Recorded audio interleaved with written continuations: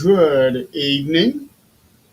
Hey, Hey, okay. hey.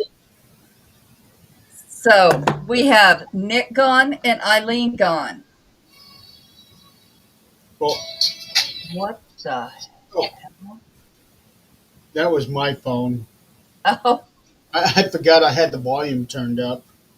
oh my goodness. There we Yeah. Well, I had an important call that I needed to make sure I caught today. go. Did you catch it? I caught it. All right.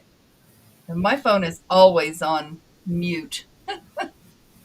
Well, mine is too. Um, but the problem with my phone is when people call and they leave a voicemail for me, Mm-hmm. I don't get a notification that I've got a voicemail. Ah, So So I went in my voicemail this morning for the first time in a long time. I had 19 messages, and the first of those messages went was left April the 4th. that's about right. Yeah, That's, and once I get 19 messages, mailbox is full, and it will not allow anyone else to to leave another message. I actually had one person down in Florida. He used to work with my dad. mm-hmm. Call me and had that happen. Got to my voicemail, couldn't leave a voicemail, and started panicking because he was trying to get a hold of my dad, just to see Oh, how he was doing and everything. And I forget what the situation was. He either didn't hear the phone oh. or whatnot. So tried to call me, couldn't get a hold of me, and it, oh no, did something happen to them up there? Yeah. So, and when they tried calling me, I was in the shower. Uh, So when I looked at my phone and saw that I had a missed call, I called them back. Yeah, explained to them, okay, this is what's going on with Dad's phone, and this, that, and the other. Hello, Anthony. that's awful, but it does make people panic. Yeah, it does, and it also tells me how much we really rely on our phones, not only because we're zombies on our phone, but we use them to make sure that people are okay. Well, you know, remember, well, you may not, but remember years ago when there was no cell phones I do. and people actually just drove to your house? Or I remember before answering machines. So, if that phone rang, Yeah, that I didn't. if that phone, we never had an answering machine ever. We went from house phone to car phone and those big old car phones. And of course, you were like, I think it was done by the minute, charged by the minute. Something So like that. But I also remember pagers, beepers. I had a pager, but it was after I grew up and left home just because I thought it was cool. Believe me, it is not. But I had a hell of a bill from it. I also remember how extraordinary it was when they started coming out with caller ID. Yeah, yeah. Is that was the biggest thing in the world, caller ID. Now we know who's calling and whether or not we can avoid these calls. And yeah, how did we answer the phone not knowing who was on the other end? It was a crapshoot at that point. It was, and oh, I remember.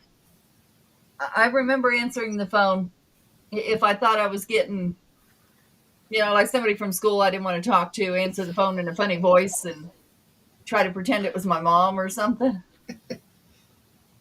When when was this? Fifth grade. I can remember standing in the foyer right next to the living room. That's where we had our main phone. And I would stand there and talk with whoever for however long. Uh huh. No, I had 5 minute time on that phone. If I went over that 5 minutes, my mom was hanging up that phone. Wow. I didn't have that luxury, and I wasn't allowed to answer the phone if she was there. So, if a boy called, it's like, "Who are you?" Well, they'd say who it was. Hi, Tom. And she's like, "No, I'm sorry, she's not talking to boys." The fuck, mom. When you grow up, you'll understand. I never did that to my kids. They want to talk to somebody, they talk, and they better sit right there with me so I know what's being said. Oh boy, those were the days, weren't they? Yeah, I was lucky with my oldest daughter. Blonde hair, blue eyes, gorgeous little girl. I didn't have to worry about her running around or doing stupid shit because all her friends came to our house. I didn't have to worry about none of it. And you could make sure that they weren't doing stupid shit at your house. Yeah, I mean, they all camped out in the living room floor. Boys, girls, it did not matter. They all camped out in the living room floor and watched scary movies all night. Ah, nothing wrong with that. Mm-mm, mm-mm. Nothing wrong with that. I can remember having having a couple of sleepovers at the house. Some of the other boys that I was friendly with, they would come over, bring sleeping bags over, watch. Mhm. I think at that age I was too scared to watch scary movies. Uh, I was never allowed to as a kid. I never really got into scary movies until I was about 19, 20, somewhere around there. Party lines? Huh? Oh, yes. Yes, I got busted talking shit about one of my other friends on that shit. Yeah, it ended in a fight at school the next day. Oh my. Oh, yeah. I'm friends with both of those still, by the way. My my dad got real inventive because he worked in a phone company for 40 years, 40 plus years. Um, so the house that we lived in when I was in fifth and sixth grade, it was a two-story house, and there was an extra room that was added on to the back of a bedroom. The only way to get to that room was through the bedroom. Oh, no. Um, so that was my playroom, and instead of mom coming up the stairs and getting me for supper for lunch, what dad did was he put in a singular line in our house only. Um, one right there in the foyer next to the main room, and one in my playroom. And as soon as she picked the one end up, the other end rang. Oh, geez. Yeah. We had two phones in the house, and I remember that you could pick up the other one and listen if you were quiet enough. Yeah. Yeah, I was never brave enough to listen in on my parents' conversation, but I'm sure they listened to mine. Well, yeah, and then they would tell you that they had every right to. Oh, well, yeah, yeah. I wasn't brave enough to backtalk any of that. Mm-mm. That's I, why I left home at 15. I decided I was a big girl. it never even crossed my mind to try to listen in on a phone call that they had. Absolutely not. Yeah, it never crossed my mind. But then again, I was a good boy. Yeah, I was not a good girl, but phone story is Jeremy and I at the nuns' quarters. What did y'all do? What phone? I don't remember anything about a phone, but I do remember she was hearing voices in there. Because she and I were the only ones in that building. All of you others were there in the Abbey. She and I were the only ones in that building, and we had, um, I guess, the lunch equivalent of night shift. Ah, And she was hearing voices, and at one point, one of the doors closed on us, and it was just out of frame of my camera. yeah. Just out of frame of my camera, I was upset. Had the flower vase not been on that little stand there in the hallway, we would have caught it. Oh, okay, okay, okay. Yeah, I know that my camera did not record anything. Never worked. No, I thought you'd lost all that. Mm-mm. No, it just never worked. No, that was my body cam. Oh, The other one just never worked. That's why we were talking to you, trying to figure out, how do you replay this? It was gone. I Just know never recorded. I had it up and running because I'm pretty sure that the DVR was automatically recording as soon as the Yep, cameras got connected. it did, but couldn't couldn't download it. Hi, Keith. Yeah, that was real upsetting Yeah, when. because that should have caught it. Yeah, I just know that my camera did not because of that vase. Um, the position of the camera was perfect, but it was just that base was right there in the way, and it completely covered the entire door.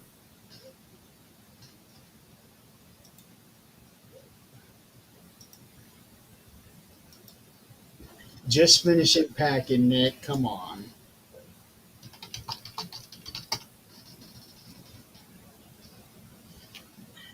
Yeah, he's.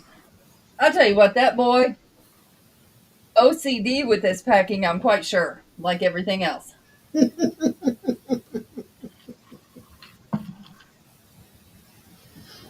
Here, let me tag him on that. Maybe he'll get the ding. Because we already know that Eileen's not going to be coming on because she is still stuck at work. I'll tell you what, we're gonna get a call one day that either she had a heart attack at work or she just dropped where she was at, because I swear that's all she ever does. Or too much stress that she had to go to the hospital. Yeah, yeah. Yeah, because today was, she said, moving day. Yep, they all moved in, but she met her numbers for people that needed to move in. She did because their occupancy was at 89% on the 1st of May, and on the 15th of May, it was 96.73. I tell you what, that especially with the price right now of housing, in the last 5 years actually, the price of housing, especially here. I hear one of your dogs. Nada! Yeah. Ghost, I've heard about enough. Yeah, you get off her ear. Rose, you're not in trouble. Come here. Come on. Oh, about time. Come on. Oh, golly. Nick, do your backing No. after the show. Nick, you're muted.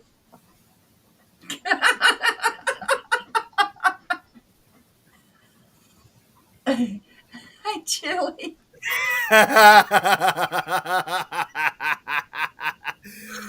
It's been a crazy day for me. I'm not even joking.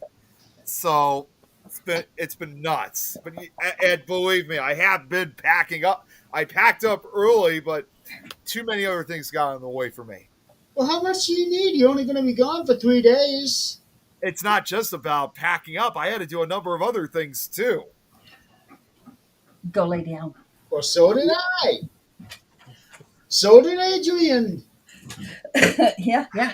It's just been a crazy day. That's all I can Yeah. really So, say. yeah. Speaking of you two, I'm just gonna say this while I remember it. Us? I need any of y'all's pictures that you have, any paranormal pictures, because I'm running one of the coffee talks again Okay. on ghost hunting at work.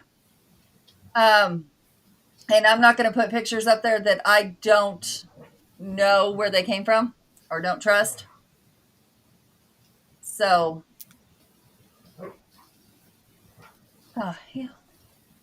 Oh, there we go. Okay, so you want evidence pictures, Yeah, but no video. right. I can't do video.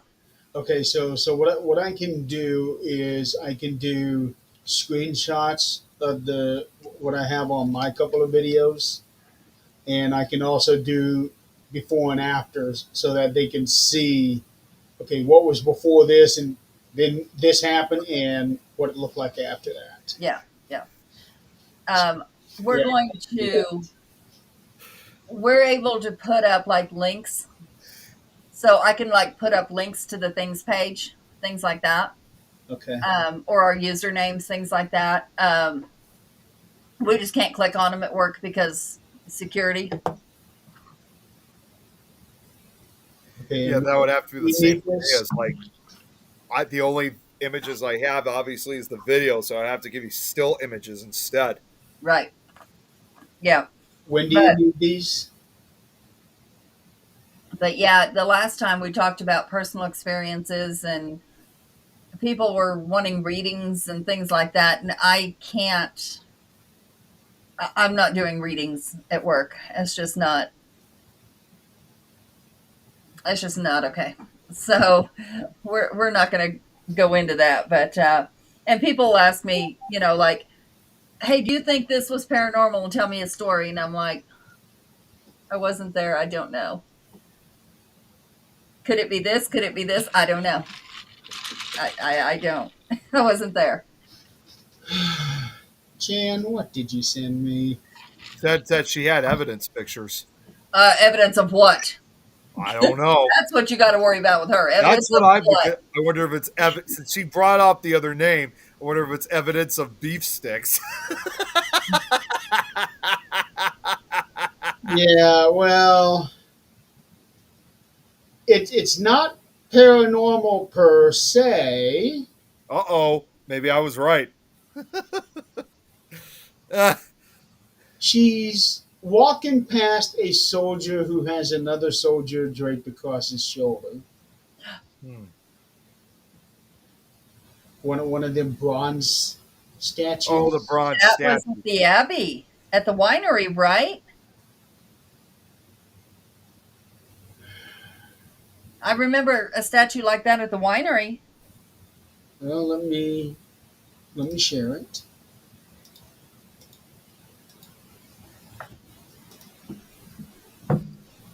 Oh, good God. Hell no, no, no, ma'am. Whoa! Oh my God! No, ma'am.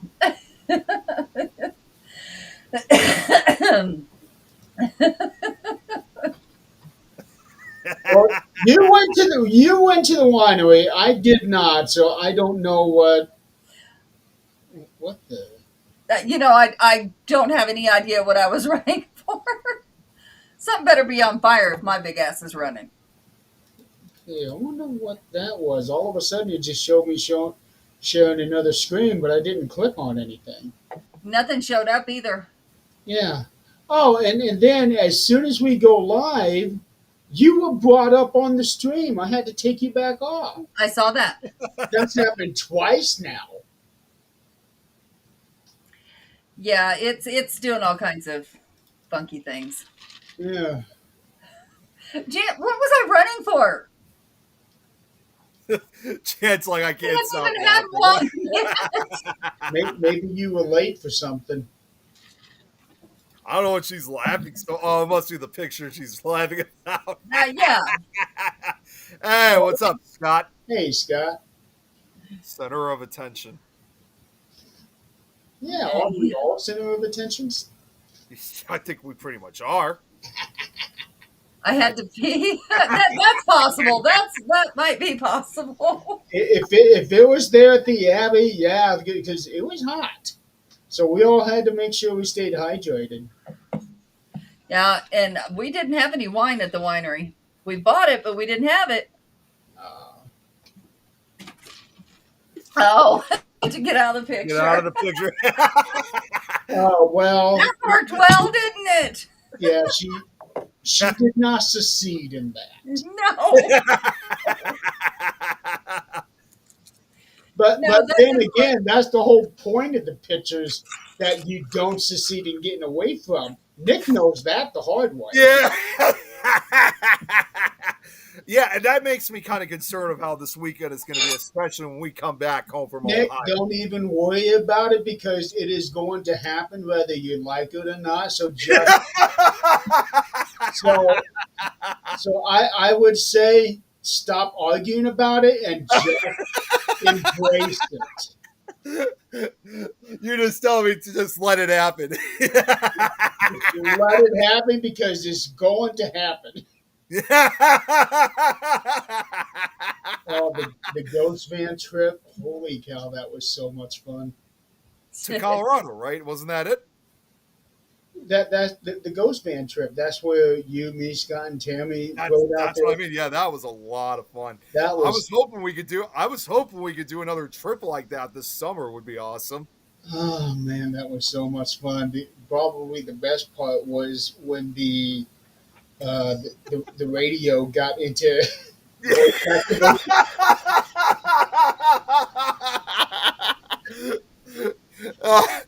Yeah, when you had the what was, oh my god, what was it that Scott said that made us laugh so hard? I don't know what he was trying to do, but somehow it got into that voice to touch activation, and then he said no, no, no, no, no, and it's Oh yeah. all those no's. It was a little late by then. Yeah. Oh, it was very late. Scott about had to pull over because all four of us were crying. Oh my god, that was awesome though. I think we even got a little video of us doing that too.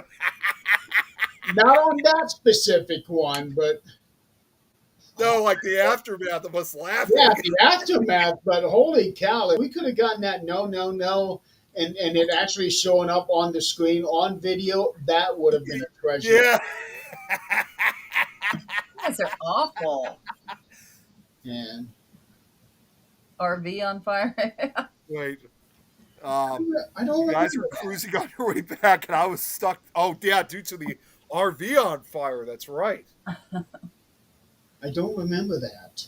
Yeah, she said she was stuck in Utah, I think, when she was heading back. I'm drawing a complete blank on that. That could go dumb. That could go dumb in the night. That could scare anyone. Yeah. Yeah. That sounds like a title of a new book, Dumb in the Night. Oh my god, I just thought of it. Dumb in the Night. It would have to be a comedy, though. No, here's a good title for it. Things that go dumb in the night, the funny side of paranormal investigators. You And can a write big that. old picture of Zach Bagans. You know, Jeremy, since you've written stories, you can write that story. You can write a book about it. I probably could. It wouldn't be like one big. It wouldn't be like a novel. It would have to be a bunch of little short stories. Yeah. That'd be the only way to do it because I don't know if I could try to make a comedy stretch out so far. I could already see not only pictures of me sleeping on the way back in that book featured in it, but also that picture of me coming across Nick's beef sticks. Well, yes, no, Tammy took that picture. I Yeah, was gonna Tammy say, I've took it. seen that Yeah, picture. but you can still add that to the book.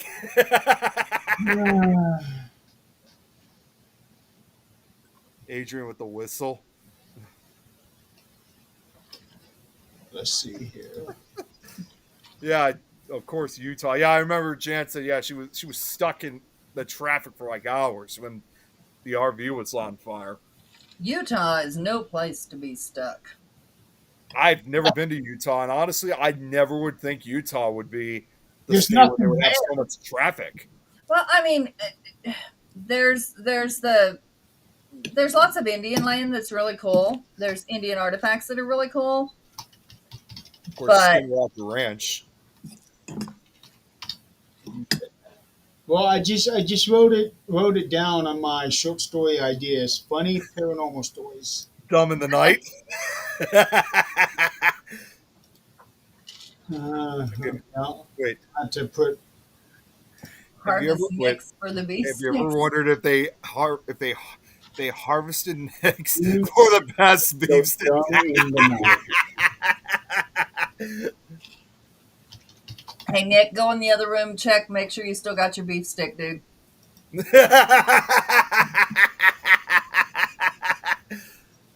Okay, I got that. I got that written in my story ideas. Things that go dumb in the night, real life paranormal, funny stories.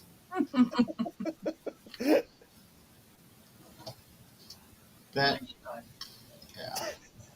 yeah. I can already imagine one of those. I That's can a already weird imagine one of those chapters because we just brought up. I can already see like a chapter title saying no, no, no, no, no. That would be a good chapter title. But the question would be is how many no's would be appropriate? Probably a good 5 or 6. Hey, Braxton, good to see you here. Hello? Yeah. But it would be a while before I could even try to write something like that because Yeah, I just started a new book a few days ago. Did you all see Annabelle is in Texas? I saw that. Yeah, Yeah. I saw that she was on the road. Well, yeah. So I didn't know she was in Texas, but Did yeah. you see the video I reposted of what happened in New Orleans? No. Funny enough, Braxton, he lives, I think, in New Orleans. In fact. There was a woman. They were at the French Quarter, and you know there's lots of voodoo in New Orleans. Well, when they pulled up and they were pulling everything out of the van, this lady walked up, and if you know voodoo, that wasn't voodoo, but she was trying to ward that spirit off. She was up there doing her little thing, warding the spirit off. It was funny. This is on your page? Yeah, I reshared it this morning. This ought to be interesting. Because I saw a post about like Annabelle like yesterday, but it was just a photograph. I didn't see a video. He did a video, and I watched his live this morning as they were traveling to Texas. Yeah, she's got the face paint and everything. Mm-hmm. That girl meant business. I am telling you, she meant business. Yeah, she did. You can tell by the way she's shaking those cymbals or the The percussion. symbols, yeah. I mean, she was saying, "I don't want this shit here." And Yeah. it's on your page, Adrian. Yeah. You know, I don't know. I can't say Oh, that I jeez. would be scared of Annabelle, but I cannot say that I'm going to test that theory and drive around with her. Yeah, Braxton says, I don't think I've heard of that down there yet. They say people can read or sense the nature of someone's business. You got to stand on business, which again, it said, I'm Yeah. sure Braxton's probably very familiar with that since he lives down in Louisiana. Hmm. Yeah. I mean, it was very well publicized. It's going to be there, but holy crap. You know, I would go visit Annabelle. I'm not going to drive around with her. I'm not going to hold her. I'm not about to be testing my luck. Yeah, considering at least 1 or 2 people have died apparently from her. Huh? Yeah. Yeah. No. You never heard about that? No. There The was. story of Annabelle. She killed 2 teenage girls or college girls. Well, actually, no. I heard it was from like. Actually, wait. Well, actually, no. You're right. I think one of them was a girl. I didn't know that she was a college student. Not the college. Okay. Student. Wait a minute. No. Those were the original owners of Annabelle. That's the original owners. That's right. It was college roommates. Yeah, and actually no, there was a motorcyclist that almost died too because he came out to the museum and he heard the story about Annabelle, and he went obviously to the museum and heard of the whole thing about Annabelle, and he started taunting the doll, started banging at the case, and it got to a point where Ed and Lorraine Warren, they had to tell him that you got to leave. You're not. It's not just about that. This is real stuff here. He was just being very disrespectful, and he got on his motorcycle. And after a few minutes being on the highway, he lost control of his motorcycle. This was a very experienced motorcyclist. He lost experience, and he almost died as a result. No joke. Well, then, To this day, I don't know if he's still alive today, but after that, he really believed that the doll was trying to kill him, and he was like saying before, "I should have listened."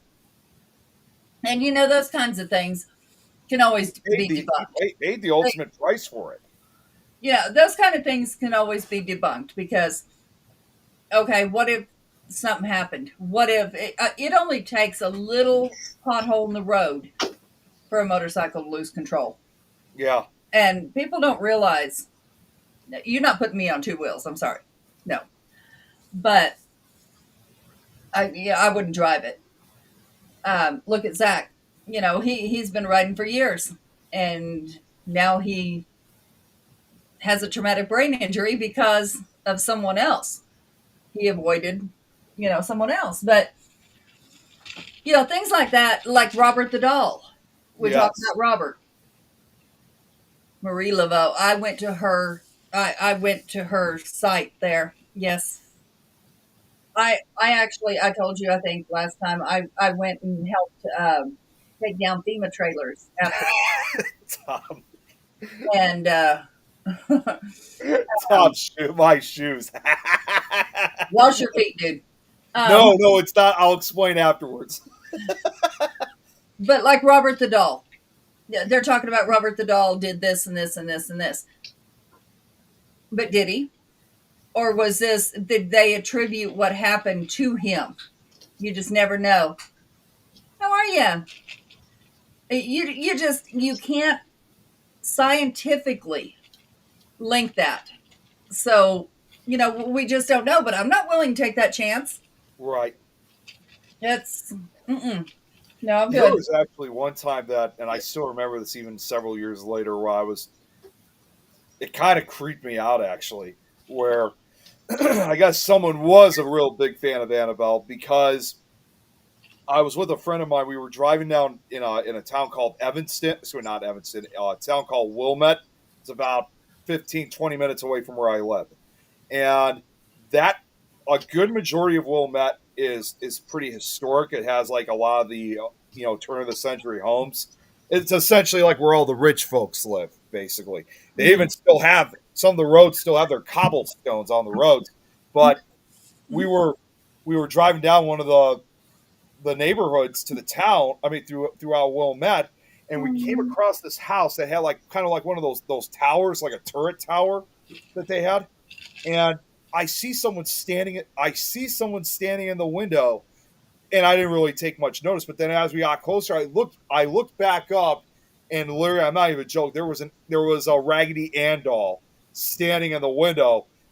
I'm like, I actually got freaked out, Brie. Like, oh my Where god! is this? Someone put a Raggedy Ann. That scared me. I know. I saw on Facebook that you moved away. I wish I would have known that, or you would have come up here before you left. Now in Washington. Yeah, you did. Yeah. Yeah, Braxton. Yeah, you did.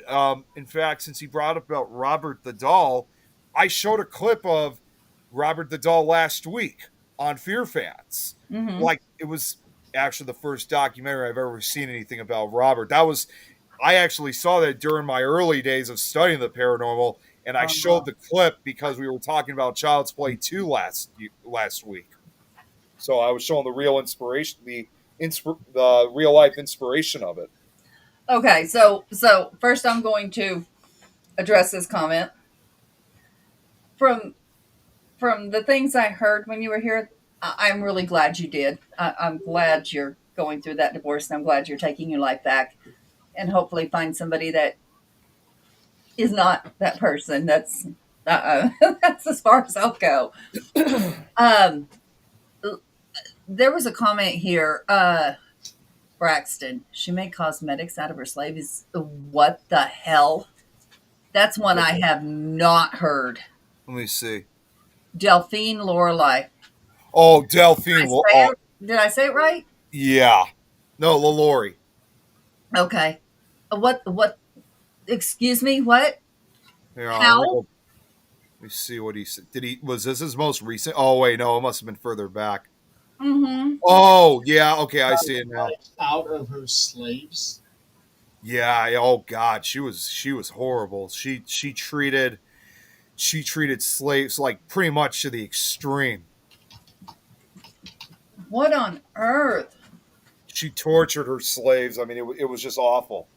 She's like, I think she's became kind of considered one of the, and of course she even murdered some of her own slaves too. I mean, she's basically what I would consider one of the most. She pretty much has the term of a serial killer. I can't I even would, watch shows like that. There was a show like that, and it made it be the same person. I don't really know, I but would, there was a documentary of.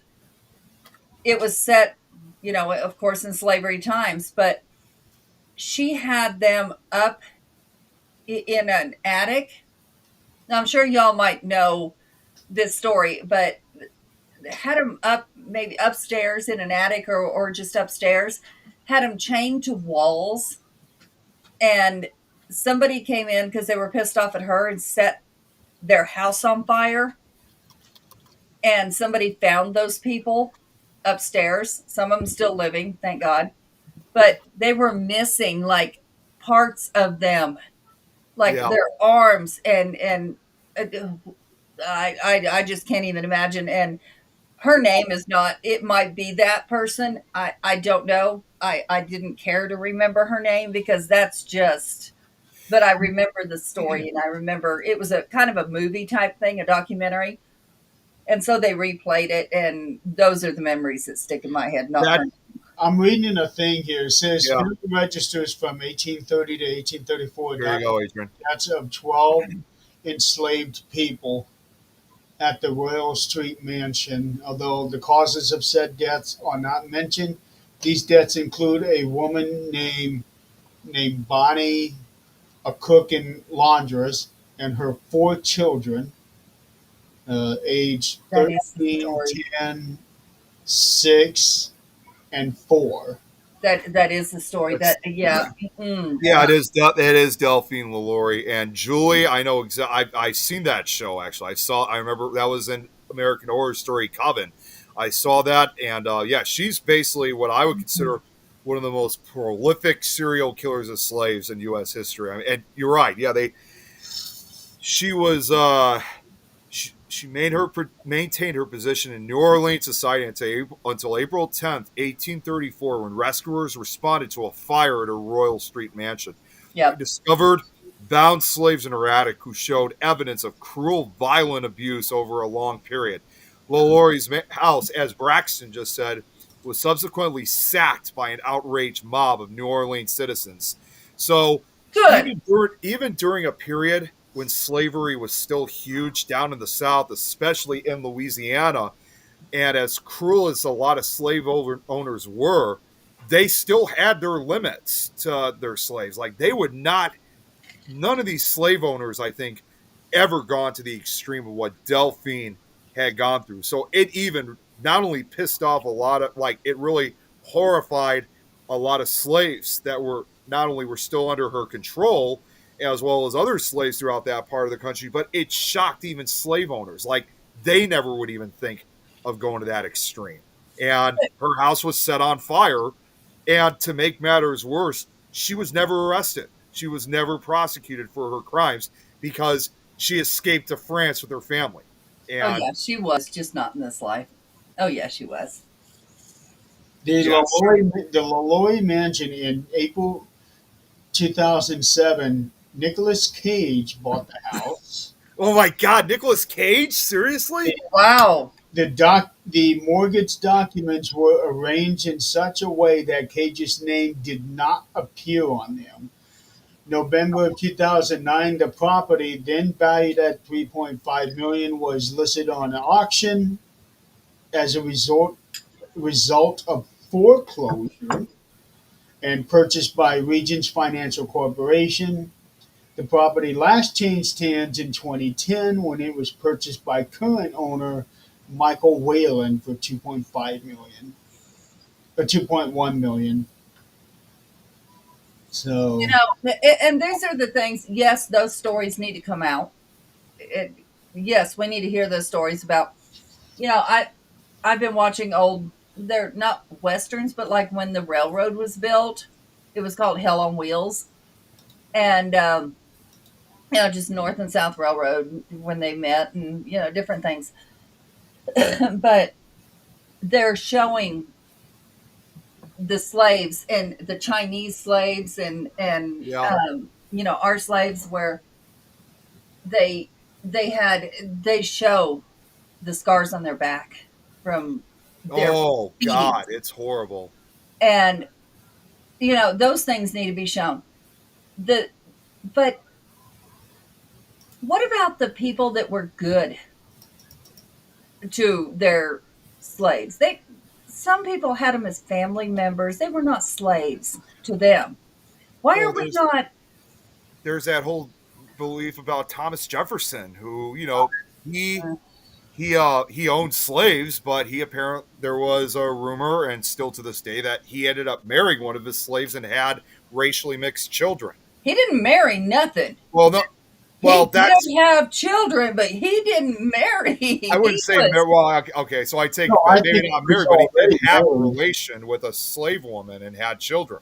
that happens so often, and many times without the slave's consent, Yeah. because they were not allowed to have. They couldn't go have. I'm going to say this differently because we may get this show removed. They could not have procedures done to not have the child where other people could have that procedure.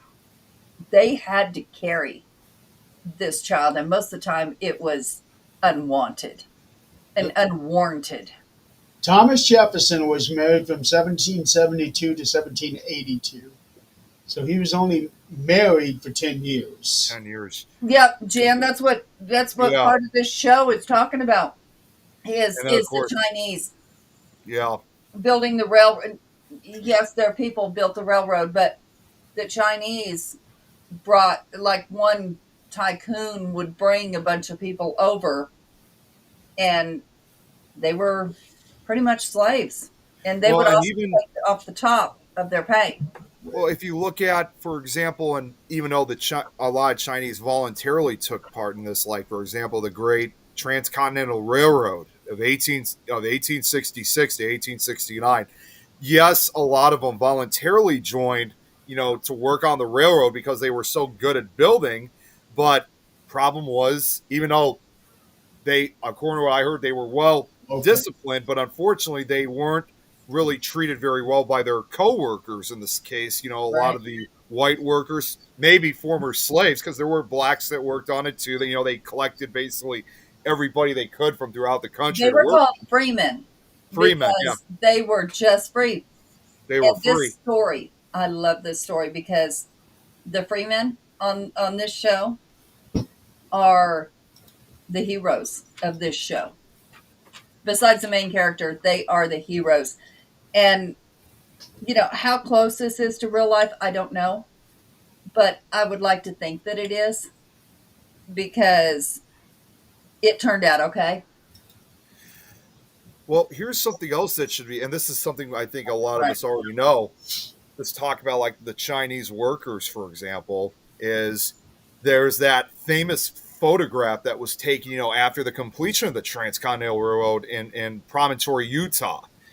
The two trains, the two locomotives meet up, and they have that full picture of everybody that took part in it. And yes, they say it's considered one of the most famous photographs in history, but in spite of the notoriety of it, if you look very closely, not a single Chinese worker or freeman was featured in that photograph. It was essentially, in fact, most of it was mainly just white men. I mean, women were not even included. At least most of them were not even included to the picture. So they literally took all the credit from all the other groups that actually worked on the railroad. Well, women couldn't own land Yeah. back then either. Women were one of two things: a wife, and they would be the voice to their husband if their husband would listen, if they had a brain for business, or they were a whore. That was it. Yeah. And then, like I said, as for the Chinese and free men, they were just, even though they were considered, they were considered the backbone, but unfortunately they should have received more credit for what they did. In fact, Stagecoach Annie, was that her name? Anyway, this woman drove a stagecoach. She was a nun. She was at the nunnery. Decided this isn't for her. She went out there and drove stagecoach for the railroad. And this woman she'll fight a man. She made her own money. Mary, And they feared her, huh? Stagecoach Mary. There we go. Okay. And this woman's in the show, and it is, I love it. I was able to find the other children of Thomas Jefferson. So his wife died in 1882. His first child with the slave woman was born in 1782. Mm-hmm. His first child with the slave woman was 1795. Okay. So 13 years after the death of his wife, and they had up to 6 children, but let's see, one, two, Oakley Annie. Annie Oakley. two, Yeah. two of them died at very young ages. Well, and the other thing too is that, and I was going to say 1782 because I was going to say that would have been unusual for when you said 1882, because I was going to say Thomas Jefferson himself though died in 1826, almost 200. It's about 200 years ago. Yeah. And, Yeah. I mean, there is so much history that is now coming out due to DNA. Well, one more thing about I don't know if you guys remember hearing this. In fact, on the 150th anniversary of the Transcontinental Railroad, for example, descendants of the Chinese workers, they all came out to that same exact spot at Promontory, Utah, and got kind of like a replica picture of the original picture that was taken back in May of 1869. They wanted to not only have what should have been taken, featuring the Chinese workers, Right. but also including, like I said, the women involved, and even the in this case the great grand. I mean, not even the kids were allowed, like their kids were allowed to take pictures, and it was just like a specific white man's only picture, and that was it. No one else, even if their wives and kids were white, they were not allowed to take part in it either. So No. the Chinese, the descendants of the Chinese workers were trying to basically do what should have been done 100, in this case, over 150 years ago. Times were different back then. Yeah, I know it was. Look how far we've come, and then look how far we've crossed that line. I mean, just jumped the fuck over it.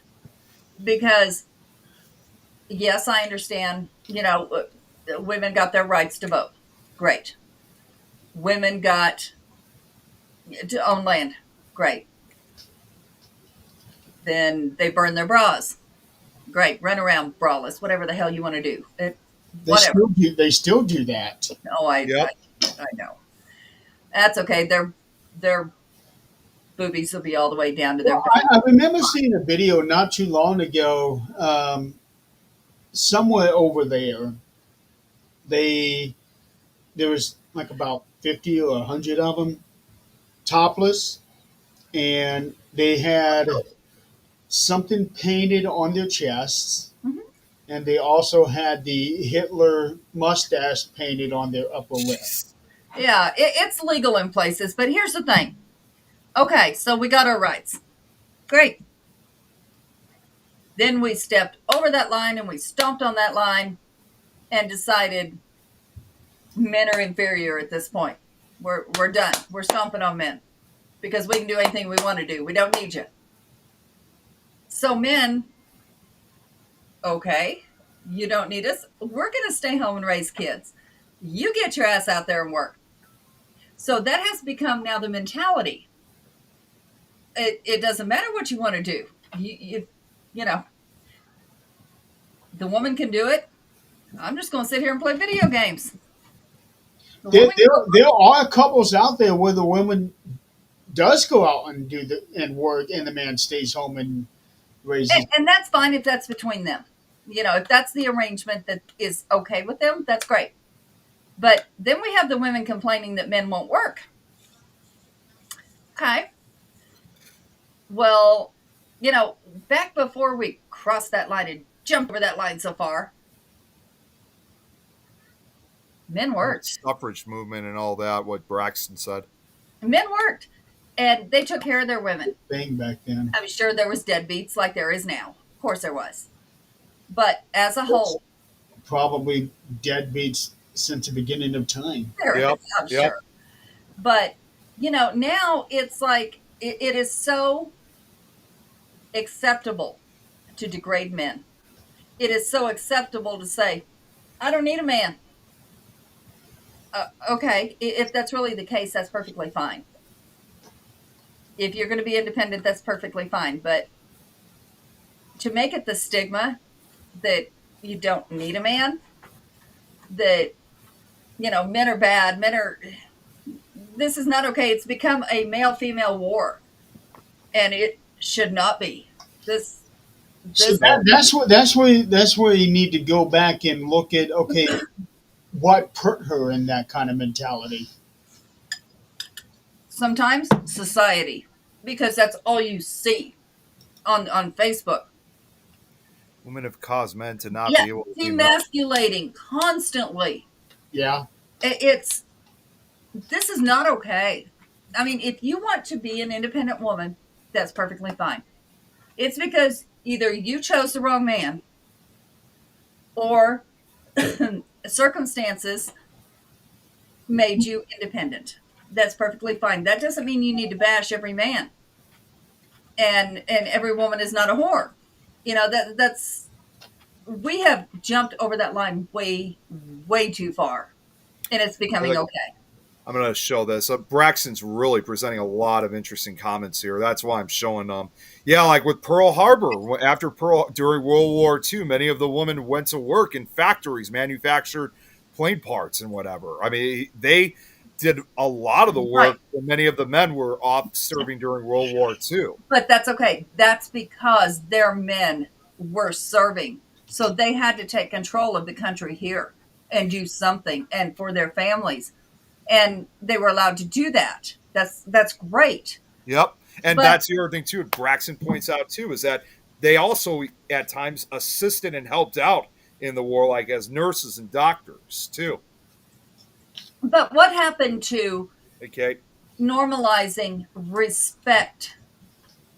respecting men or your man? What happened to normalizing that instead of demasculating them? That started going the wayside when everything else was happening. Where people were what they thought were gaining independent thought were actually getting this mass hysteria thing. Mm-hmm.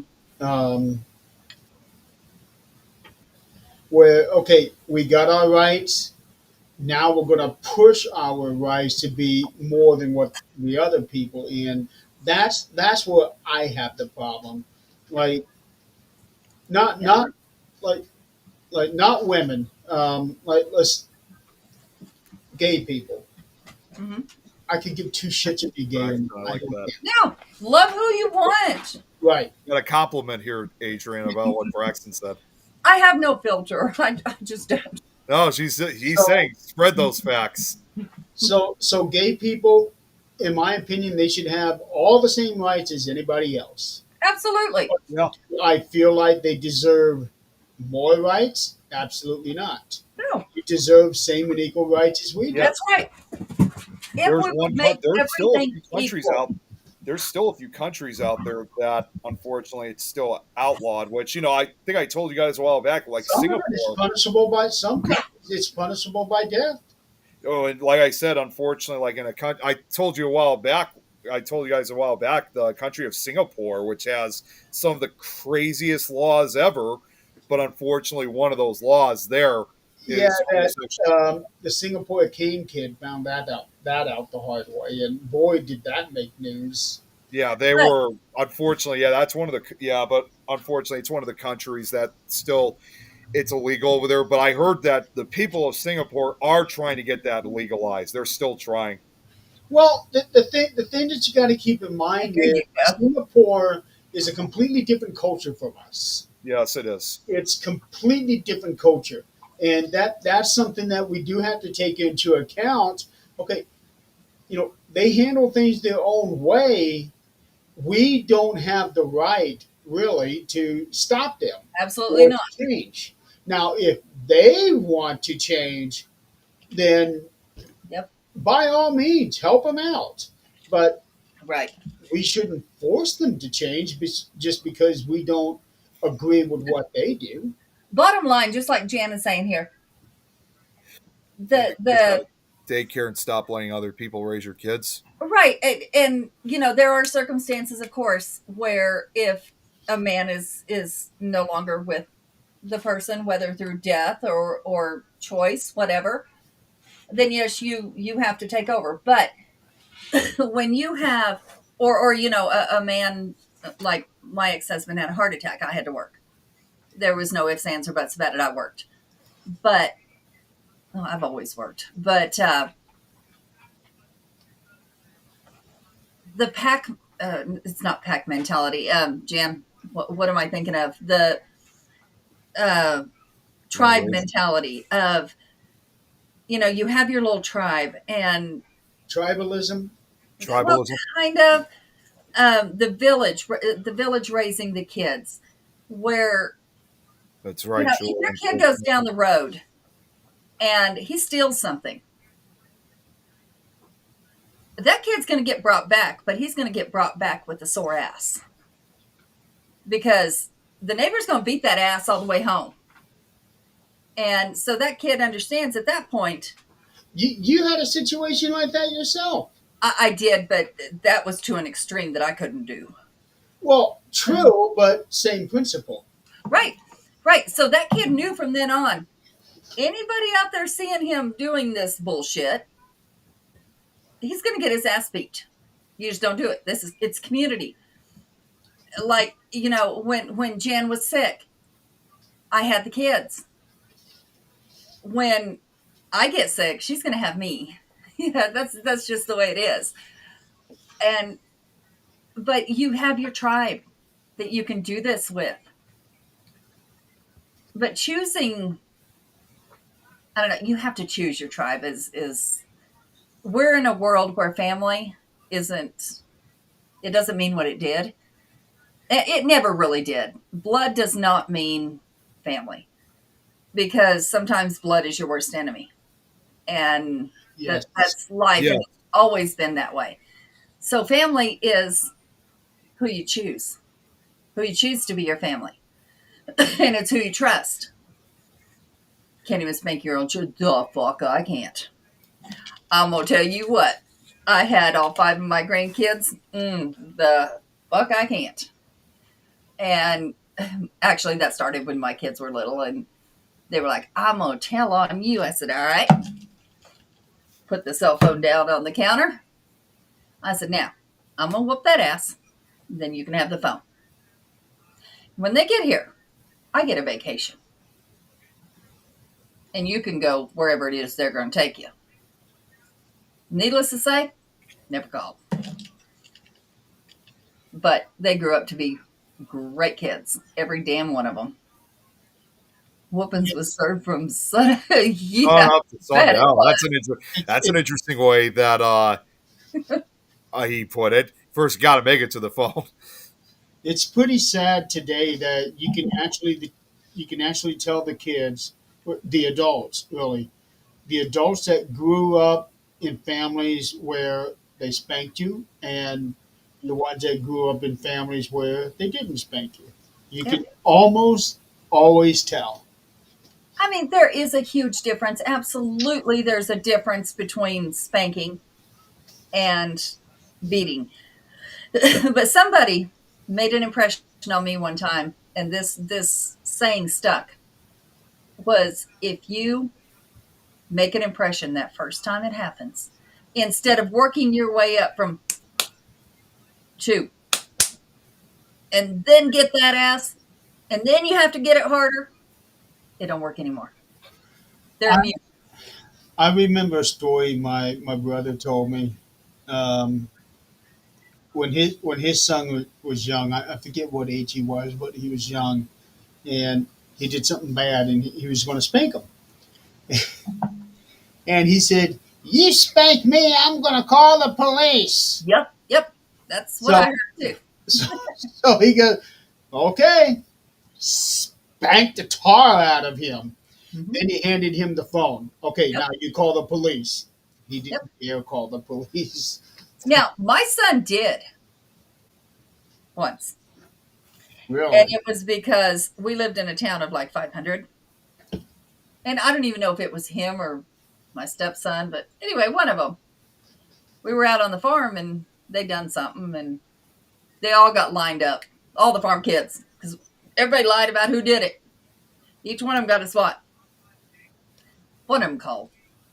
Well, I worked as a paralegal. 2 cops in town, 1 judge, and the sheriff's department barely ever came over because it was a small town. He shows up at my house. Said, "I got a call." I said, "Did you?" He said, "I want to talk to the kids." I said, "Okay." And he sits the kids down. He says, "Mama, you want to go outside for a minute?" Sure. By the time I come back in, all the kids were crying, telling me they'll never call. He said, "You're welcome," and left. He didn't touch them. He told them what could happen. They never done that again. Yep, yeah, something like that. This was such a small town. I miss small towns. I miss this. You're speeding down the road. Your phone rings. Pick it up. Do not make me turn around and stop you. Stop speeding. Oh, okay. It's just the way it was. I wish we had something like that here in this neighborhood. People just love to fly right by. We have a 25 speed limit, Mm. and there's a school at the very end of my street. It used to be an elementary school. Now it's like half college, half high school type I thing. think I've actually seen that building when I came over to your house a few times. Yeah, and now when the people get out of school there, and it's twice. There's 2 times they get out of class at 10:15, and they get out of class at 2:30, and each time they're Yeah, excuse down me. there. And there's also school buses, flies down there. Yeah, see, we have a new thing here in Greeley, and it's not just at stoplights. There's a vehicle that is posed in different places in town, and they have a video thing. They take as soon as they see the speeding, it registers. They get the picture of your tag, and you get sent a ticket. There was a couple times where they would put like one of those speed limit things that Yeah, said that's speed speed limit. We limit got one of is those in our this, neighborhood too. your speed is this. Yep. There was a few times they did that. There was also a couple times where they would put in these portable speed bumps. Mm-hmm. Yep. They did that, and these are the sharp kind of speed bumps where even Good. if you're going 5 miles over it, you're going to feel it. Good. Good. Uh, And I Yeah, think you should be. we're like that too in this neighborhood. Is just like you, Jerry. We got a 25 speed limit. Actually, no, I think we might be a little bit lower. I think it's 20. I think. Oh wow. And I know some neighborhoods do go 20. yeah, they do. Our neighborhood does, and It goes down to 15 here in yeah, some. it's 20 over here. But kind of like with you too, Jeremy. We got two schools in our area, both of which I went to when I was growing up. One obviously is the elementary school, and then just literally across the street is the high school I went to. Now, surprisingly, a lot of we well, we didn't really have a lot. Not many of the students actually live here in this neighborhood, so we're fortunate enough that we haven't really had a lot of like those crazy drivers come through the neighborhood. But we've had still every now and then we have like at least one or two of them that will show up, whether they're from the high school or not is beyond me. But they'll go like almost double, like sometimes double the speed limit of the neighborhood, and it's just like, damn, I'm really surprised we haven't had a serious accident in the They neighborhood. don't care. They Yeah, just, they don't. Well, just they wanna- don't care, but I'm they wanna surprised it hasn't happened yet. There was actually one time looking back now, I think I actually almost got hit by one of those cars because I was just riding down my bike in the neighborhood and this car comes up. I didn't even hear it coming because it was coming by so quick. So I always usually make sure to check, but this happened so fast that I never even saw it coming or even heard it. yeah, people just don't care. All they care about is getting where they want to go. No, I don't. Yeah. Look what Braxton said, saying, "This seal is a black American mother's famous words of warning. If you act like a fool when we get in here, it's going to be me and you." That- It should kind of be that way all the way around. But It's classic. Classic horseshoe belt switch open palm extension. House shoe. What? House shoe, House shoe. Belt. Sorry, I thought it said horseshoe. switch, open palm, extension cord. The chunkla. That's what it's called, a chunkla? The house shoe is in Hispanic household. That's a chunkla. Hmm. it's a very big thing. Sometimes they do that in wrestling. When there was a wrestling show that went down to Puerto Rico, and in one of the matches, it was a Puerto Rican wrestler. She was having her thing, and then all of a sudden, somebody tossed her a flip flop. The whole crowd goes crazy. Oh my God. I can only imagine. Yeah, it was awesome. Coat hanger. That's some mommy dearest shit. Now, I thought the same thing, Julie. Yeah, I thought it said horseshoe. I didn't see house shoe. Now, in my neighborhood, what I've done a few times is, okay, I'm going right at the speed limit, and somebody is rushing right up and just rides my ass. I slow down. I go down to 20, let them stick to it, and then if they stay behind me, I'll take them the long way to the house until they eventually turn, and then I'll go home. I just have fun with them. Yeah, Braxton. Yeah, I know that very, very well. I my daughters. I was only 17. Yeah, 17. I went back to work after I had my daughter. She was like 6 months old, and our neighbor was the friendliest, sweetest black woman I have ever met. She was like my mama. And so she babysat my little girl. And some of the things I learned, absolutely amazing. You will never learn anywhere else. And I kept in touch with that woman until she could no longer keep in touch. Even a horseshoe if it was near. A horseshoe. Yeah. That would be okay. No offense, but that would be kind of a little bit extreme using a horseshoe. I have thrown shit at my kids from across the yard that Aren't maybe a horses- horseshoe or two. Are horseshoes like really heavy though? Mm-hmm. Yeah. Depends on if it's a Clydesdale shoe or a pony shoe. Have you ever tossed horseshoes before, Nick? And No, those are I not have. I've real seen horseshoes. horseshoes, but I've never tossed them though. They're not real horseshoes that you toss. Well, I figured they would. Yeah. Oh, spoons. Yes, I had a wooden spoon that was like this big, and it had a drawing on it, and it was so pretty. It was from Bulgaria. And my daughter come in the kitchen, and I don't know, she mouthed something, and we had mirrors all over the house, and she mouthed bitch. And as she was walking away from me, I'm like, oh yeah. The only thing I could find was that spoon that was on the wall, and I swatted her ass with that spoon, and the little rivet in the back of the jeans split the spoon in half. Oh my She still gosh, laughs to this geez. day, saying, I broke the wooden spoon. I remember hearing stories where parents would keep a fly swatter Hey on Joe. the dash so that if the kids in the back seat were acting up, they could take their fly swatter and just start smacking them back like that. Yep. Hopefully it wasn't I hope it's just a fly swatter that hasn't been used to like actually kill bugs with. Who I cares? think As at long that as point, it's it fucking doesn't that matter. ass. I couldn't hear any of that from either. You guys are talking at the same I time. think at that point, Nick, it doesn't matter if it's been used to actually hit flies. They just smack them.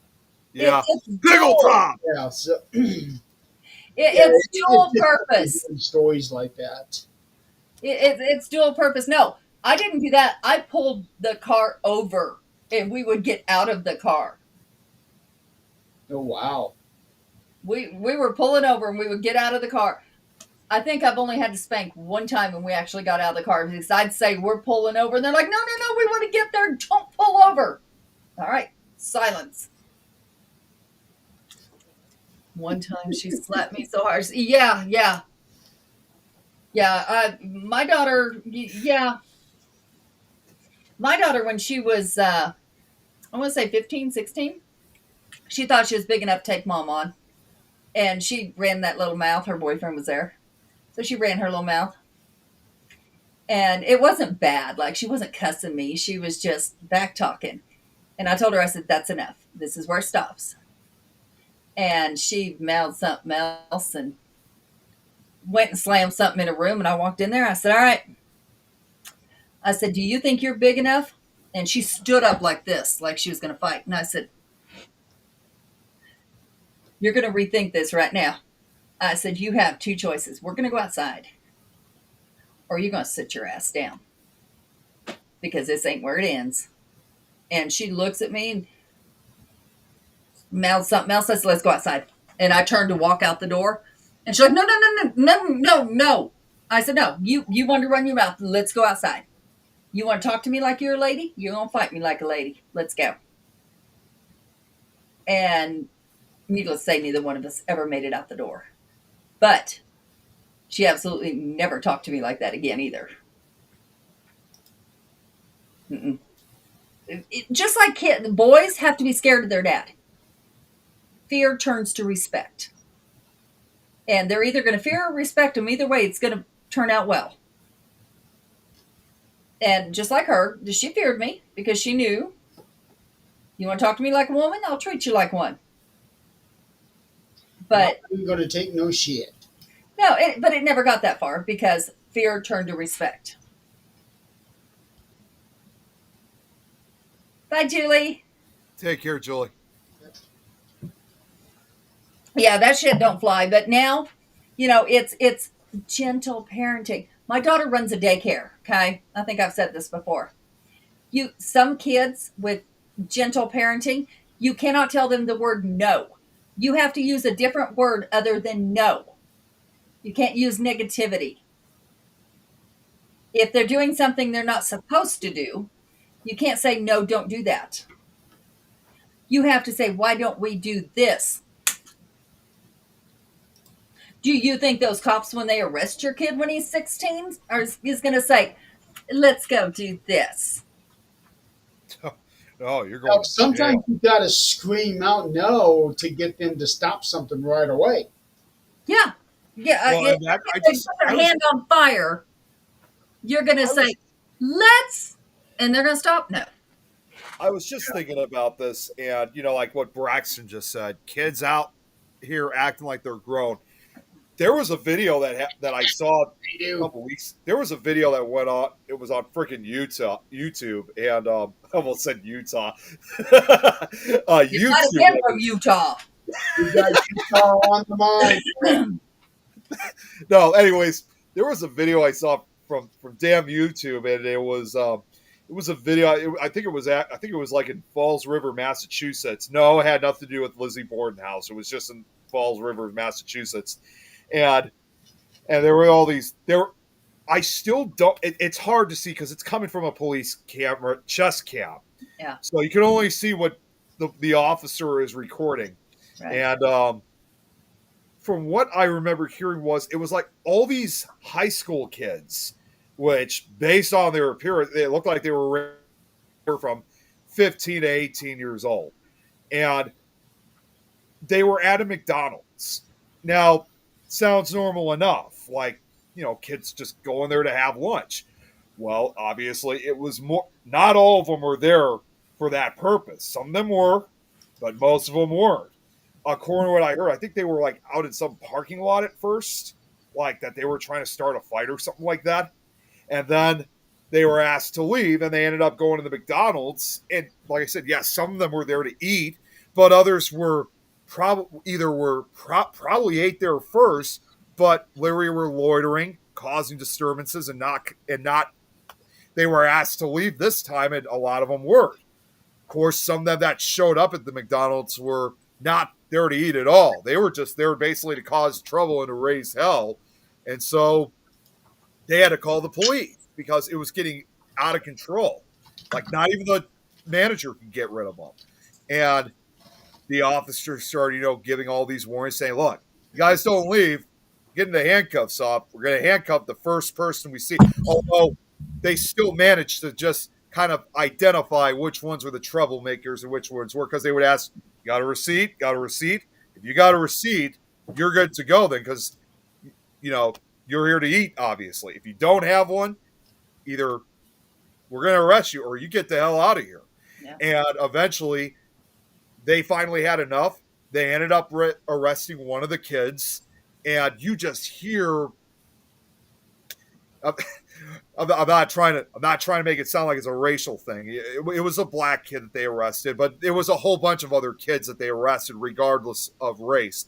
But this kid, though, I mean, it didn't matter about his race. He was acting extremely violent towards the officers, saying all these, obscenities. And to make matters worse, all of a sudden, these other kids, the other kids that were causing trouble, they just start going after the officers like crazy. And they're trying to make it look like it was the officers who started. When I was like, no, it wasn't. And I just can't help but think to myself, because at the end of the day, it's like, what kind of upbringing did these kids have to become this like violent temper? Like they felt like they ran the place, and Well, these fucking kids between 15 to 18 years old. But here's the thing. We've got two scenarios going on that we're only seeing part of, and that's the issue. We're not living in the areas that this is happening. But what we're seeing part of, we see one side where police are treating people like they should not be. And they are abusive to people. That's the bad cops. Then we have this side over here where because of those bad cops, good cops cannot do their job anymore. Right. There's things that they are restricted from doing. And so, that line there is very, very blurry. And these bad cops have caused a huge rift between everyone. I don't even like cussing or talking a certain way in front of people old enough to be my parents or grandparents. I'm talking a certain way. Yeah. I Sometimes you just can't help yourself. Yeah. Well, My mouth is like a sailor. I've been around truck drivers too damn long. Well, Here's the thing: when it comes to us being around older people, most of us have it in mind. Okay, I need to be on my best behavior, and there are other people who just don't give a shit. I did not cuss in front of my mother the day she died. She never heard me cuss because if I cussed around her, the hair on the back of my neck would stand up. Not because she ever did anything, because I did, because I was raised not to. So I just did not in front of her. It's like you just did the ultimate sin. Yeah, yeah. And she was was, Miss Church Lady and this and that. And no. Mm-mm. I'm going to be honest. I mean, I've never done that in the case with my parents, like at least not to them, because I will admit, there had been a few times I had cussed, but if I did, it was very rare that I ever did. But most of the time, it was revolving around something else that was going on, but it was not involving them. And there was, long story short, I think the one time I think I really cussed up a lot around my parents was actually due to an incident 10 years ago now, that it was involving, I would just say, people who I thought were my friends. And it was like horrific. And it was not only involving me, it was also involving a girlfriend of mine that I was dating at that time, that she was also being victimized too. And believe it or not, I still have the evidence of that on a different Facebook page that I no longer use. I kept, excuse me, I kept that with me ever since. But at the time when this happened, it's like I just lost total control of myself. I mean, it got so bad that, let's just say, for example, even if my parents were that strong enough to show that physical discipline, I think it got to a point where it's like not even they. I mean, I was 22 at that point, so it wouldn't have been used anyway. But even if I was younger, it would have been to a point where it's like not even they could stop me, because I mean, Larry, I was just out of control. It was like, Sometimes that happens. yeah, Does. it was through an intensive rage moment. So, but yours, they look back at it now, and understandably, they didn't blame me for feeling the way how I was, and they knew that I was not taking it out on them. They knew that I was going through like an intensive rage episode, which normally I've never gone through. I've never even experienced that like myself before. So this was really one of those few situations that my parents were like they didn't know what to do. It was kind of one of those few times where they felt powerless. And yes, I look back at it now and I still feel bad for that. But I mean, the reality is, I guess sometimes there's just those times, like you just said, Jerry. Sometimes it happens that you just don't really have, whether it's your kid or whoever, you just don't have any control over the situation. You're just along for the ride and just hope it ends soon. But I did, in spite of my outrage that I had, I still managed to have at least enough mentality to isolate myself. Yeah, yeah. Well, and a lot of times that rage comes out not because something is aimed at us, but because it's aimed at someone else that we care about. We'll let a lot go for ourselves, but when it comes to someone else that you feel you need to protect, or that you don't think they're going to stand up for themselves, that's when it turns bad. Well, and it's also due to the fact that not only were these people were people and by the way, I'm actually going to throw it out. Don actually was, well, not Don. He was not part of the incident, but he, he unfortunately had to experience that for himself, because he was on the. So he didn't take part in it, obviously, but he was just horrified later on of what was going on. So, and at that time, these were all people that we thought were our friends, and I had worked so hard of trying to get these friends, and I'm ashamed to admit, I paid for a lot of their stuff that they wanted to do and stuff like that, and this was seriously how they repaid me. So it's like That's like how I we said, learn. yeah. Since then, I've never, among the things that I should have seen the warning signs sooner before I lost control of myself. Now you Because, know how we feel, those of us that have been married before and divorced. well, what I mean, We should have seen the warning signs. I should, well, at a time when I was really still kind of fresh of trying to have like an actual social group of people, like group of friends, it was difficult for me to really distinguish that. And once again, this kind of goes back to when I've talked about the difficulties of me having autism, where I essentially was being taken advantage of. I was trying to have just, a simple group of friends to hang out with, watch horror movies with, do fun stuff with. What I didn't realize, these people that I was hanging out with were people that were just here for basically drinking, sex, violence. I mean, all this other stuff. And even when I started having like my first social group, and I'm ashamed to admit it, unfortunately, was that even the first couple times I finally had people I thought were my friends over, they would, like where I'm sitting, like they would go to the back of the basements, and you know, if you know what I mean, obviously, and we're talking underagers too. So and it's like it shocks me now. It's like thinking what they were doing back then could have sent them to jail, me to jail, my parents to jail, their parents to jail. At But that point, I probably would have put smoke detectors back there, so what's that that? I would have put smoke detectors back there, so that if they did start doing something, beep beep beep beep beep beep. It would have been nice, but of course, obviously, at that time, I didn't know. And also, this was when I was all I just cared about was just trying to have an actual social group of friends and just try to, just try and get my life fully together. And we've all been through that. But like Braxton said, some people are in your life for a reason, others only for a season. But even those I that like are that. there for a season are there for a reason because they taught you something.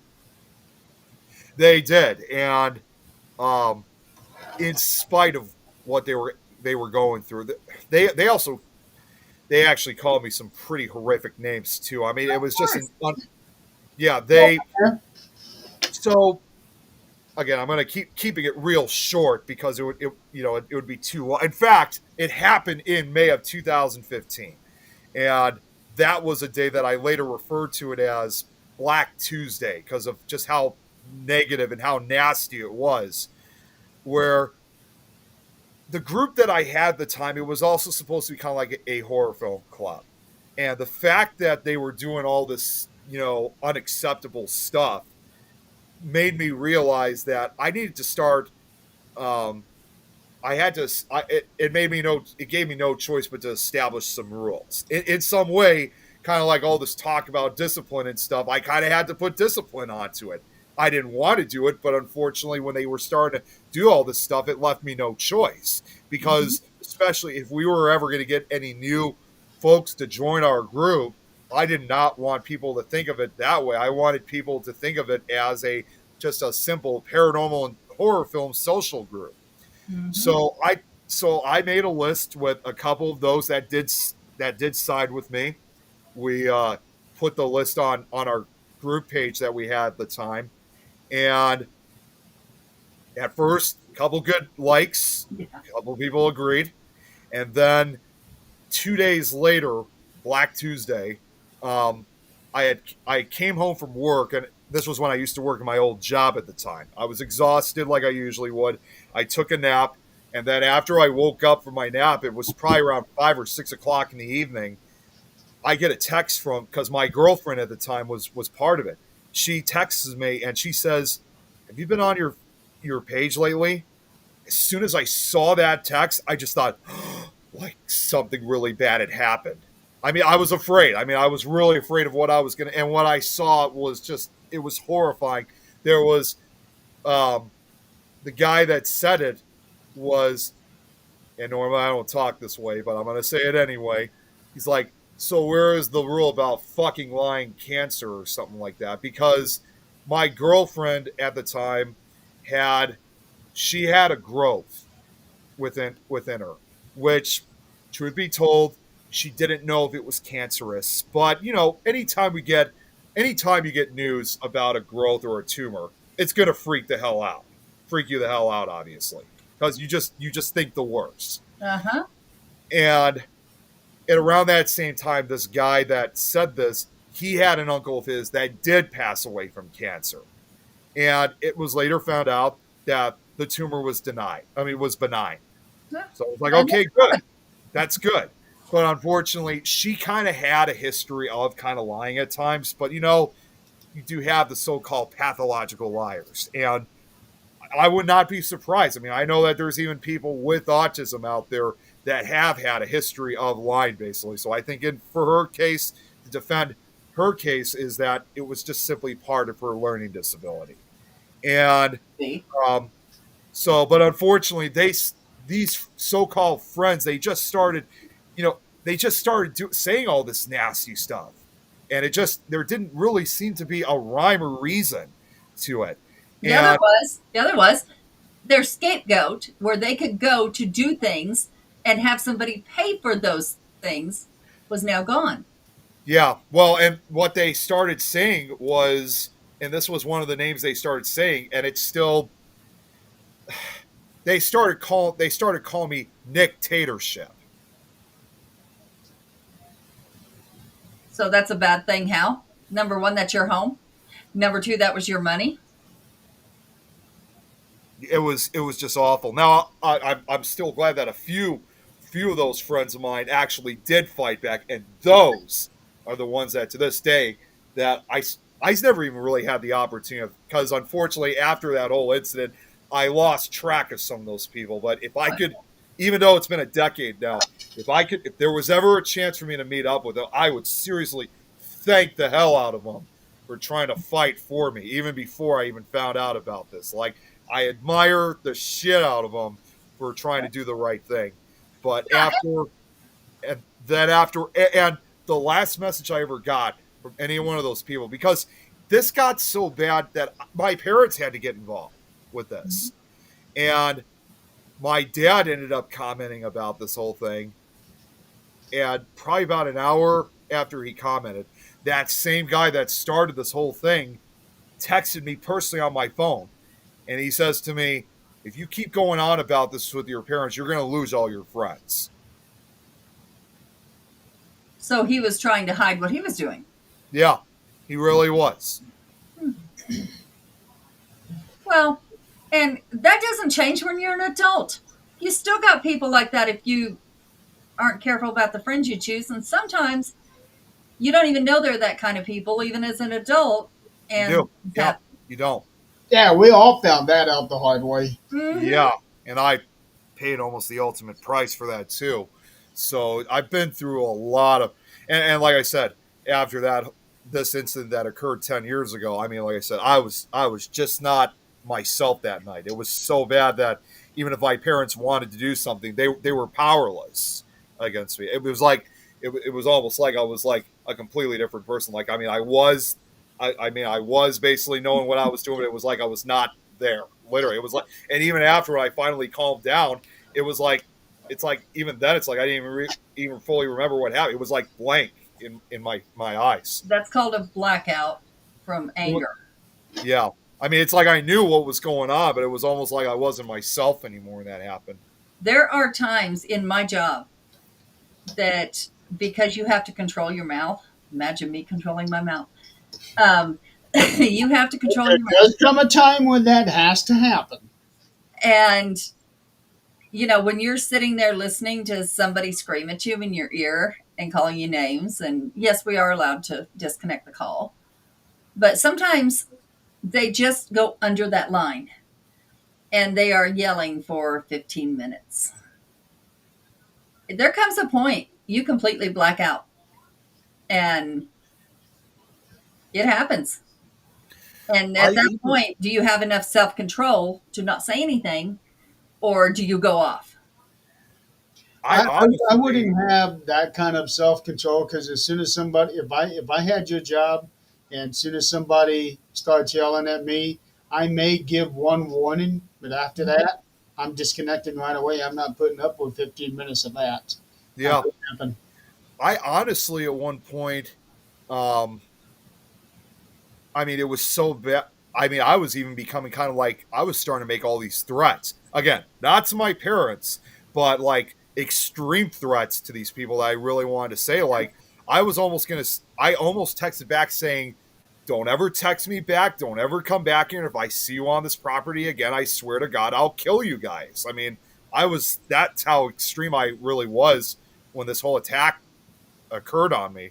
I mean, I know it's extreme now, but it was like, that's how much control I lost. The I word actually had kill. somebody text me a couple days ago who I never thought I'd ever hear from again. She was somebody who used me for, several months. And it actually took, who the hell was it? Oh, okay, a couple girls ago. So I ended up blocking her on Facebook years ago. And then for whatever reason, she pops up into my DM on Instagram. Why? I have no idea. It was a video.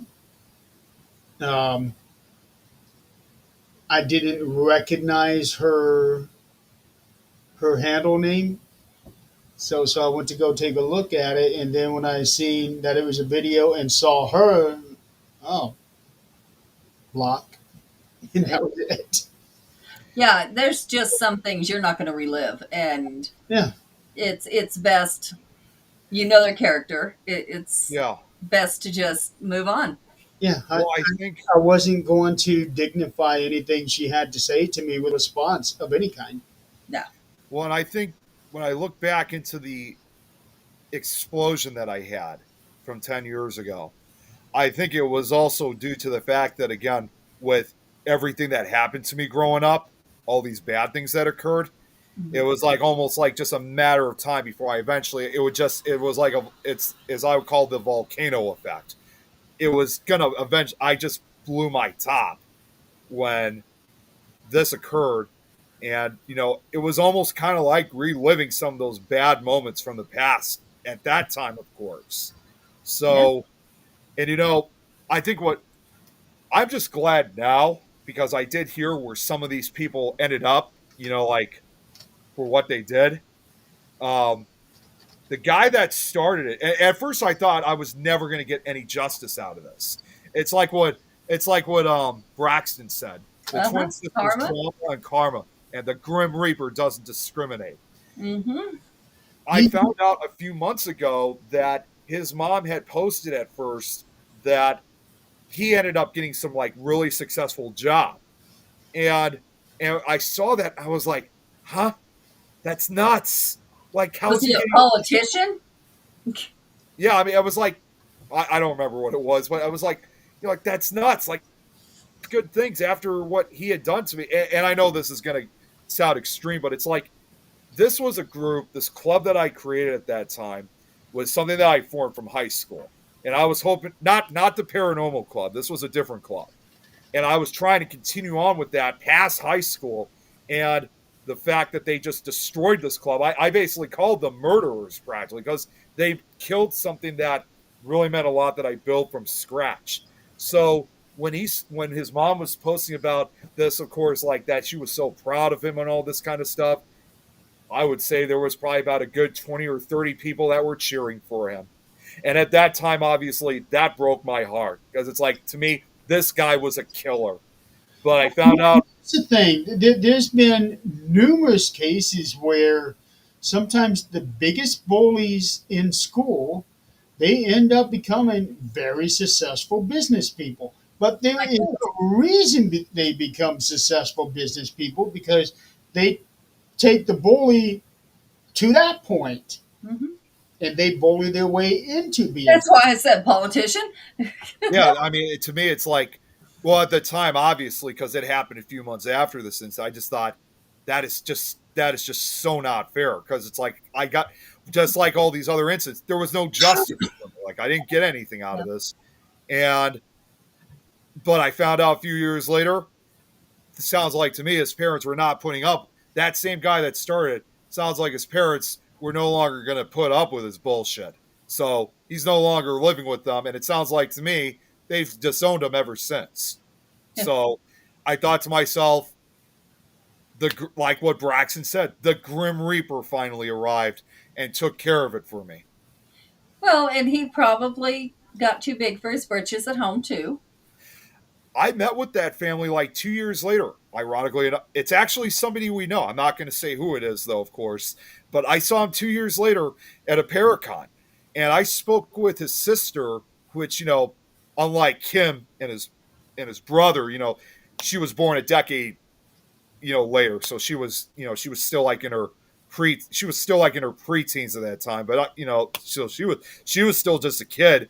But even a kid like her, she later came up to me, and we're talking about like a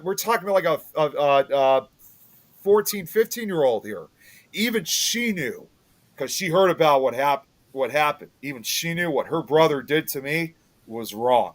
And she acted, what she said to me afterwards? She later said to me at that event that you never should have gone through any of that. And she was right. I shouldn't have.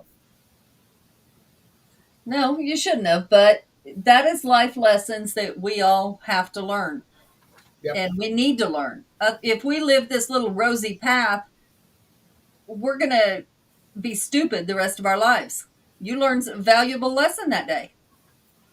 I did, but it was a very difficult lesson. And They all indeed, I basically lost my head for quite a few days, especially after that incident. So, and as you guys can imagine too, since that incident, even a decade later, I've definitely been a lot more strict on who I bring into my social group. And of course, obviously, even though I'm open to making all these paranormal connections from around the world, again, since you said we've all learned the hard way, there's been some bad ones out there.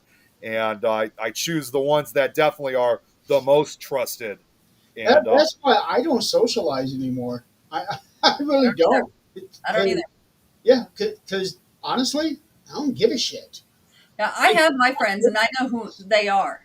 Yeah. And, if I go somewhere and I meet somebody, that's great. I'll talk to them. I'll be friends with them. If they need something, I'll help them. But as far as, just hanging out all the time, well, considering that, I can't believe I'm actually about to say this. Considering that there's someone out there that we have talked about, I'm not going to say names, but I think you guys are going to know who I'm talking about, who runs a particular network out there from Texas. it's not from Texas, but okay. Well, let's just say it's a network that a lot of us have tended to avoid. But Well, she was when it comes to that state, I would say take a number. No, not from. I'm not saying all investigators from Texas are like that. I'm just saying one particular investigator. But she was at ParasiteCon last year. I told you guys about this last year, where That one. Yeah. Now you know what I'm talking about. Here's the thing, Nick.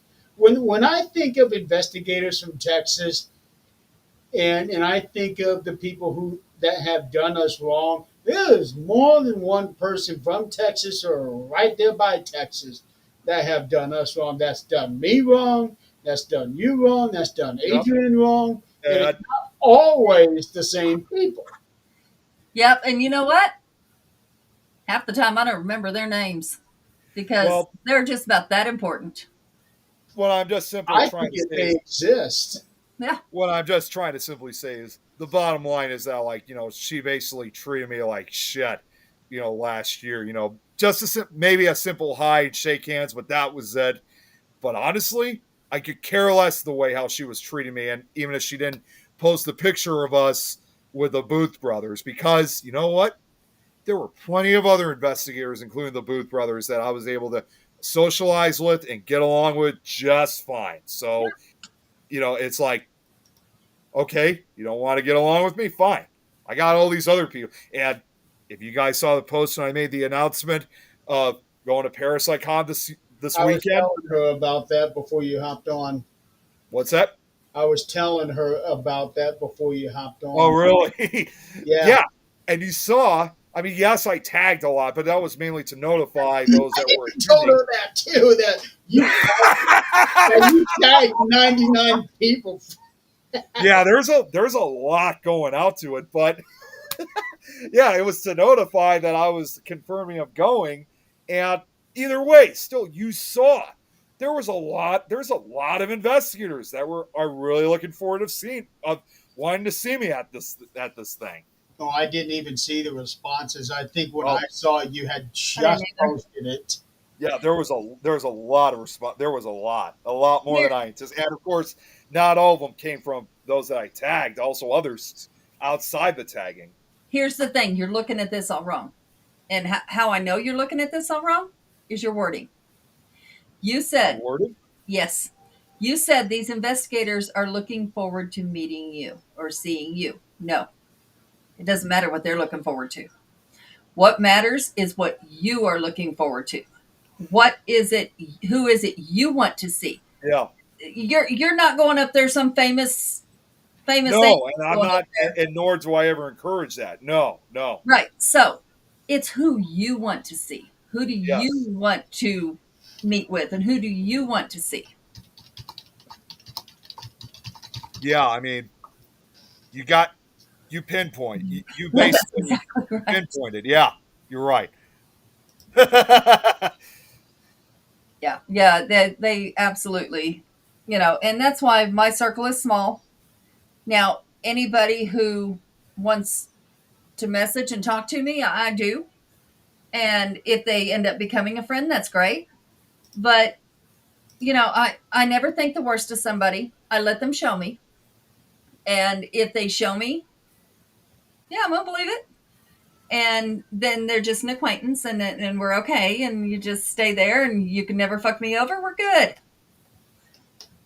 Someone knows. I'm just reading what Yeah. Brock said. Someone knows. Someone shows you who they are. Believe them. Be glad it was to your face up front and not behind your. That's actually true because this individual that I'm talking about, like I said, we got a picture with her, and we were among one of the pictures that she did not upload.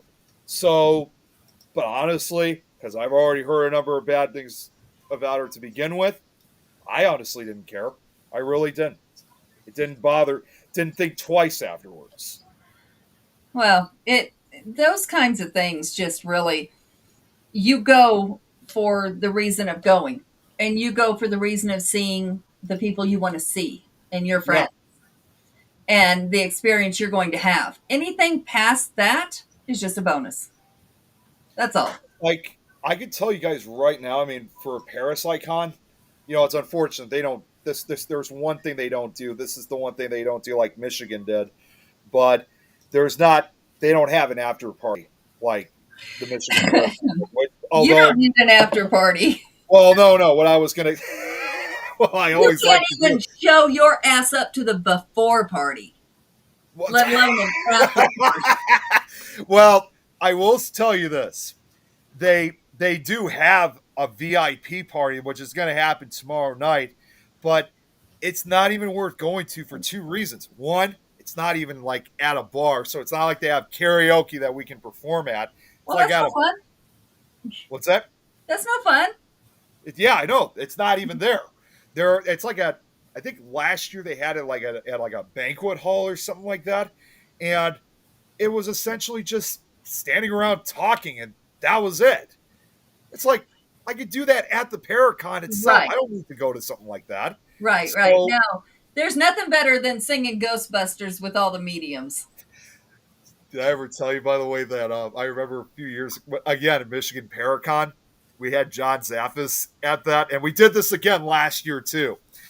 He had just entered, as I would call it, his 50th year of service in the paranormal. 50 years for him, and we all got together, close to the stage, and I think it was the the Tennessee Wraith Chasers. I think that were up there. I don't remember, but Dave Schrader and Jeff. Oh my God, what was his last name? Oh my God, he used to work for Ghost Adventures. Oh, I don't know. Oh my God, it's the Fent? okay. What? Fent? No, not Fence. Oh my God, it's like I know I've met him several times. I can't even remember his name. Jeff. We're actually at 10 o'clock, so. Okay, well, Joe, wait, no, it just came back. Jeff Bellinger. There we go. Jeff Bellinger. And Oh, Ed just said it. yeah, thank you. I saw it before you said it. But anyways, they had John Zaffis up on the stage. He didn't sing himself, but they all sang Ghostbusters to him because it was his 50th year in the Paranormal Field. But instead of us all yelling out Ghostbusters, we all yelled out John Zaffis. Yeah, I used to get pissed off when somebody hated me, and then I realized they hate me for one of two reasons. Either they're jealous, or I stood up for something that they disagreed with. Either way, it's fine with me. If you stand up for something, you're going to be hated. So it's okay. Just one more thing, though. Like I said, for All the event, just made the list. I know what he's talking about there. Chris, you know where to find me, and you can kiss my ass. So just one more No, thing it's something that he's referring to when he's the list that he's referring to is probably one of the greatest storylines I've ever I have heard. no idea what he's referring to. I really With don't. him, it's hard telling. I could explain it to you, but it's really something that you would have to watch. Okay.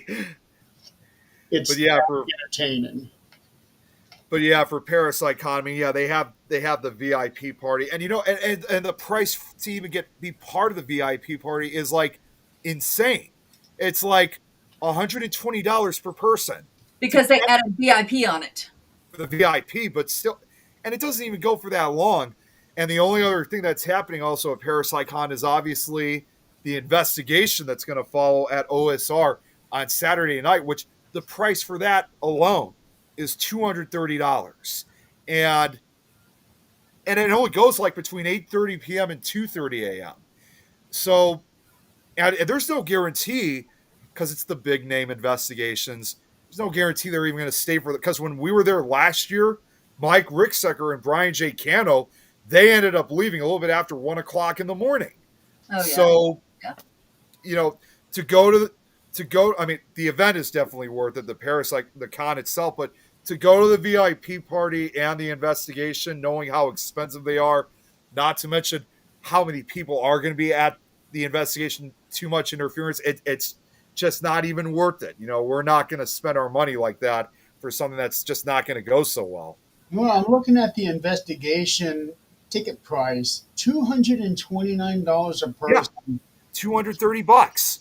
And it says does not include admission to Parasitecon. Bullshit. Correct. If I'm going That's to be correct. paying that much, I'm getting everything. That's what I mean. It's not even worth being a part of. And again, even those that do pay, then you have too many people in the building. And in my personal opinion, when you have those type of investigations, especially when you have I always describe them as the one type of investigation where you have the most arguments that occur, because especially newcomers that come in.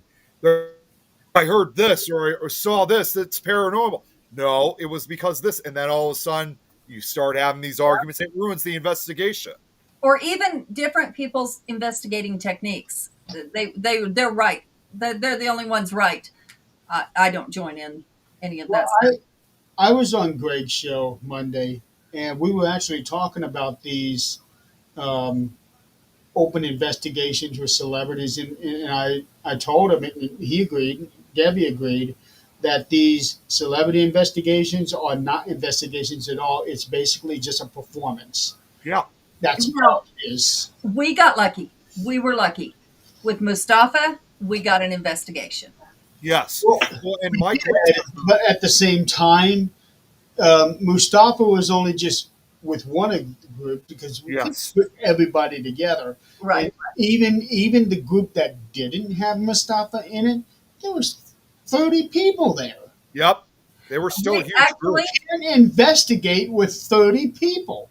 Actually, I think the least amount of people was the ones with Mustafa, because that's who I was with. I know I was with Mustafa on the first night, I think. Yeah, I think it was the first night. Yeah, because I wasn't there the second night.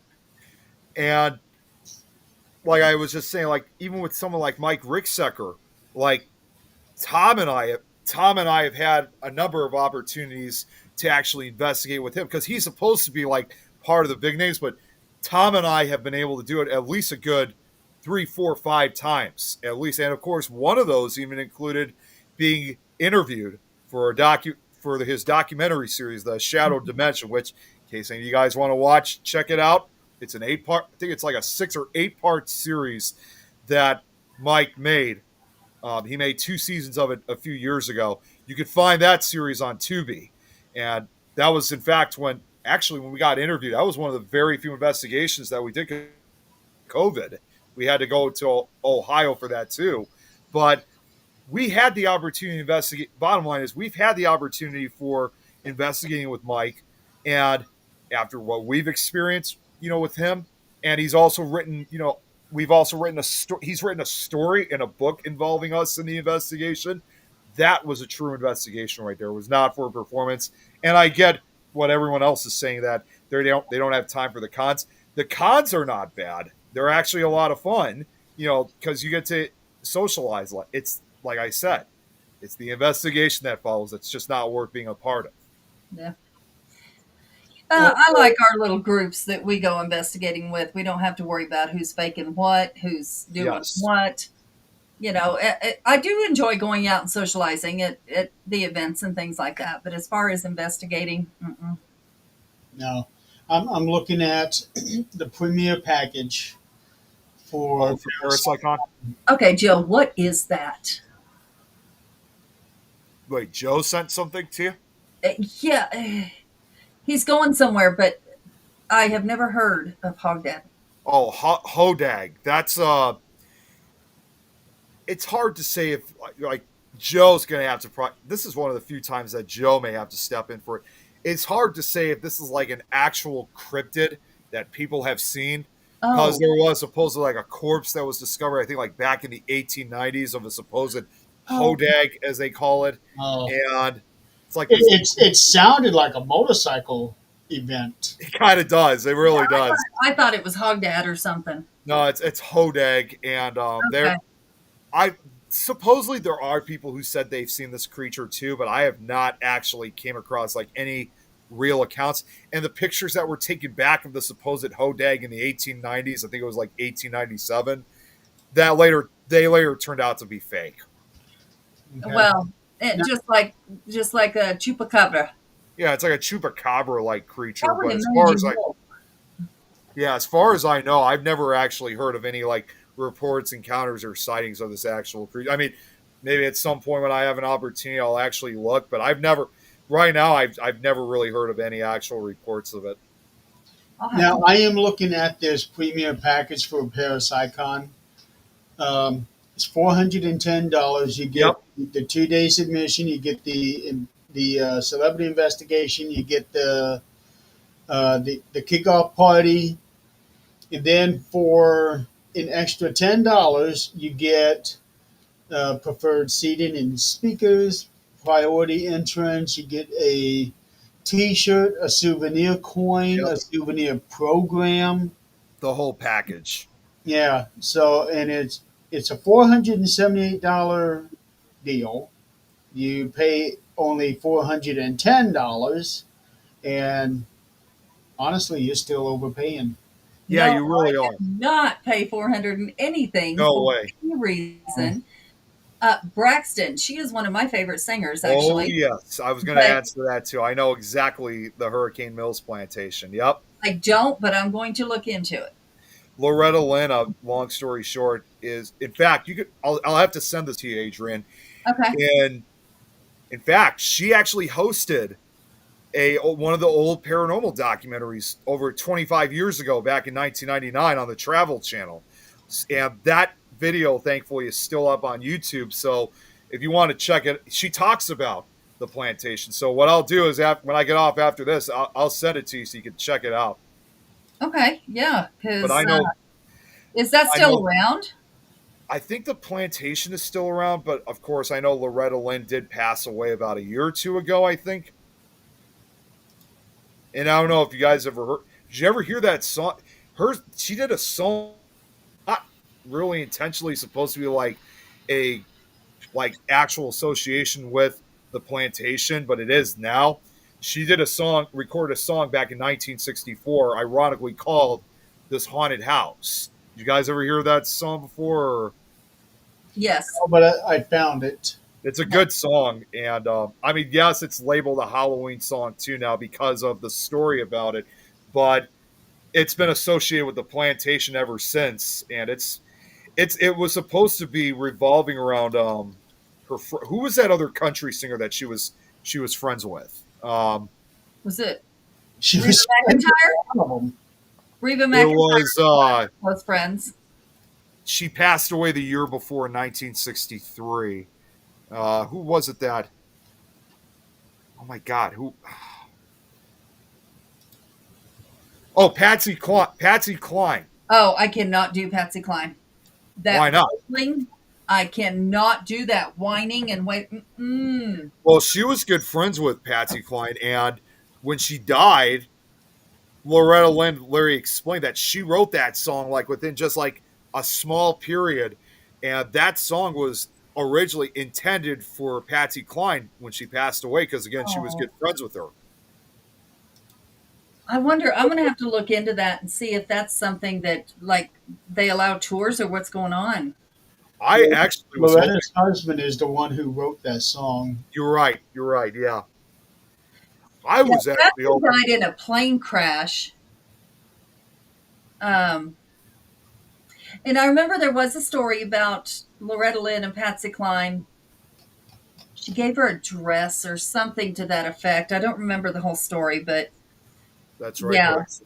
She She's would've- one of those you can hear their voice and you know who it is, kind of like Dolly Parton or Yep. Loretta Lynn. I mean, not Loretta Lynn. Oh my God, Dolly Parton. Of course, you know exactly whose voice that is. Reba McEntire. Reba McEntire, you know whose voice that is. Oh, Patsy awesome. Cline, yeah, she would have been around the late 80s, early 90s. Yeah, Adrian, I just sent you the documentary. Jeremy, I'm going to send it to you too in case you want to check it out. She would have been 91 in April this year. Who would have? Patsy Loretta Cline, I Lynn. think. Oh, no, Loretta Lynn, yeah. No, Loretta Lynn died 3 years ago at the age of 90. Okay, so that means she would have been 93 if she was still alive today. Let's see. Her daughter just put something up not long ago. And if 93. you go on to. Mom yeah, would have been 93. Yeah, because Loretta's birthday was a month ago. Yep. April 14th. Yeah, Butcher Hollow. That's one of her famous songs. Stand by Your Man. Yeah, yeah. Oh, wait, no. Am I thinking of somebody different? Um, She did Winer's Daughter. Stand By Your Man was Tammy Wynette. Okay. I do know that Loretta Lynn did Coal Miner's Daughter. Yeah, Braxton, if you want to check out the song, like I said, it's called This Haunted House by Loretta Lynn. And in fact, the original video that was uploaded about that song actually was uploaded by Loretta Lynn herself because she described herself in the video. And throughout the song, it's I like the slideshow she made because it was mainly pictures involving her, obviously, like when she was younger back in the 60s. But there are also a couple pictures, you know, with and without her, with Patsy Cline in. Because again, the song was dedicated to her. Yeah, yeah, yeah. I knew there was a little story there that how they became friends was very unusual, but they stayed real close up until. Yeah, they were like sisters almost at one point. Like they were. That was the reason why again that her husband ended up writing the song, and it was just the song. Even though obviously Patsy Cline died at the age of 30, it still kind of has kind of like that because a lot of songs at that time were being written similar to this one. It had that teenage tragedy like theme to it. Mm-hmm. Yeah, they were The music isn't the same anymore, and that's a good thing. No, it's not. because There's been a it lot of musicians that have died in plane crashes. I know. Oh yeah, yeah. The man that, which I'm sure one of these guys can tell me, um, the man that owns Allsup's in New Mexico, um, he was one that did a coin flip for the airplane with the guy that died in the airplane crash, and it was a musician, and I can't remember his name. He was not country, but they did a coin flip, and he lost, and that plane went down. Now he owns a bunch of Allsup stores in New Mexico. I've met him. Really nice guy.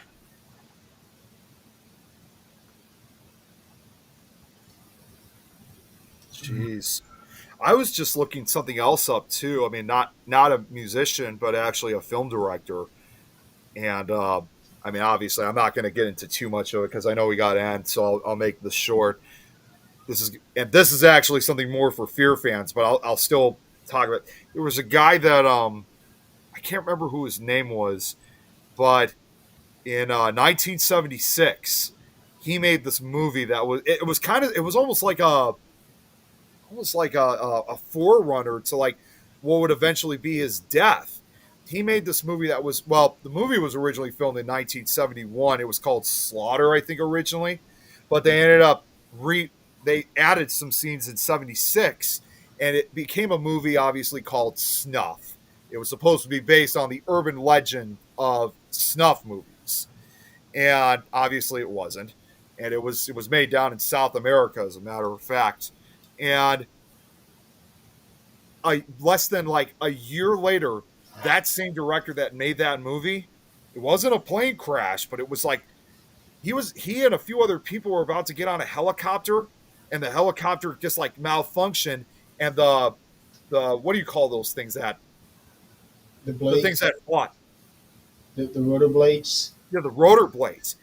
The helicopter went out of control, and it literally sliced the director and these other guys that were standing. They didn't have enough time to get out of the way, and it was just like just killed them instantly, almost resembling in a way to what that movie they made just a year prior. It was just like, It's almost like Freebird. yeah, they were like sliced, literally. Like it was like they said it was an absolutely horrific accident, and one other citizen was killed from this accident as well. So yeah, it was like very much like that. Yeah, Richie Valens. Richie Valens. Tommy also lost the coin toss to Richie Valens. Wasn't he the one that died in the day the music died? Yeah, Big Bopper, Richie Bob Valens, was in there, Yeah. but Holly. Big Buddy Holly. Buddy Holly. Yeah, Yep. Yeah. So Tommy Allsup lost the coin toss to Richie Valens, and then that's how Tommy ended up living and owning Allsups, and Richie Valens died. and he was Well- the youngest out of the three. He was only 17.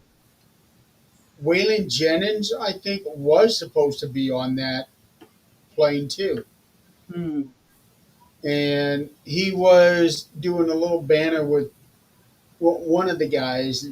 The guy said, "I hope your car crashes," and Waylon said, "I hope your plane crashes," and plane crashed. Gotta Yep. be careful of the words you say. Yes, you do.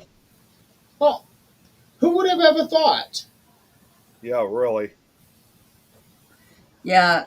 I've learned to be careful with my words because sometimes it can be the last words you say, and whether you meant it or not. It's really the ultimate. Be careful what you wish for. Mm-hmm.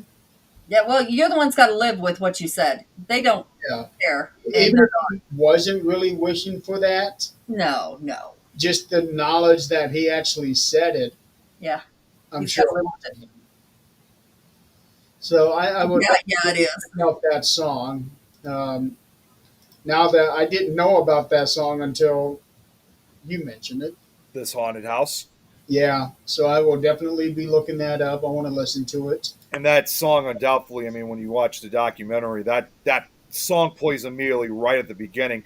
And of course, obviously, several years ago, Ghost Adventures investigated it, and they meet Loretta Lynn, and that song plays during the course of that episode too. So, even though it was not meant for the Hurricane Mills plantation, much associated with it. Yeah, I won't be watching the Ghost Adventures one. No, but- you don't have to watch that, but I would definitely recommend watching the old, because this was one of the older documentaries, which I've always said, like I've always said before, the older paranormal shows are far more better, because you see this one, I can guarantee, because it's been many years since I've seen it, it wasn't about getting the best evidence. It was just having interviews, talking to people of their experiences, and other than Loretta Lynn, and that was it. That's all what it was about. This was 1999 that this was filmed. Yeah.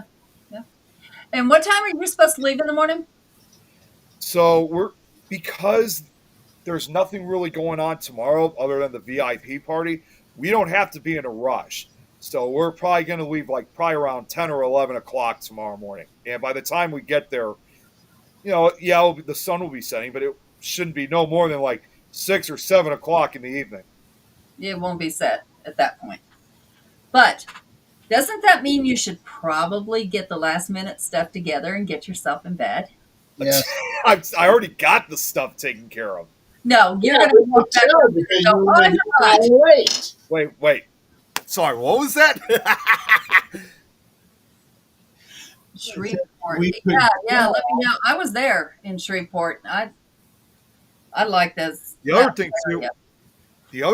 that I was kind of concerned about, there was another interruption for today. It was that earlier today we were also under a tornado watch, which that ended up turning into a severe thunderstorm warning. So we had all this crazy wind and stuff and hail. So that caused some concern for us. But it sounds like even though we're still under the watch, we're good now as far as I know. The storm's already. Couldn't stop you from packing. It could be hailing all at once outside, and it can be windy all at once outside. That does not stop you from doing what you need to do. I got most of the packing done. I'm not even bringing that much. Yep, you'll walk in there and go, "Oh my gosh, I forgot this." Are you doing the 2-day thing, or you just going for Yes. 1 day? Yeah, we're gonna do the 2-day thing. Yeah. Okay. Yeah, we're gonna.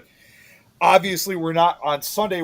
Understand, we're not going to be there obviously till the end of the event, because obviously, by the time it's over, it's going to be 4 o'clock in the afternoon at that point. And Mike doesn't, like I said, Mike Myers is going with me this time, not Tom, because Tom's still recuperating from the surgery. But Mike and I were actually just on the phone before, about 2 hours before I came on here, and just as expected, he wants to get back home early. And I don't blame him, because I got to get back home early that night too.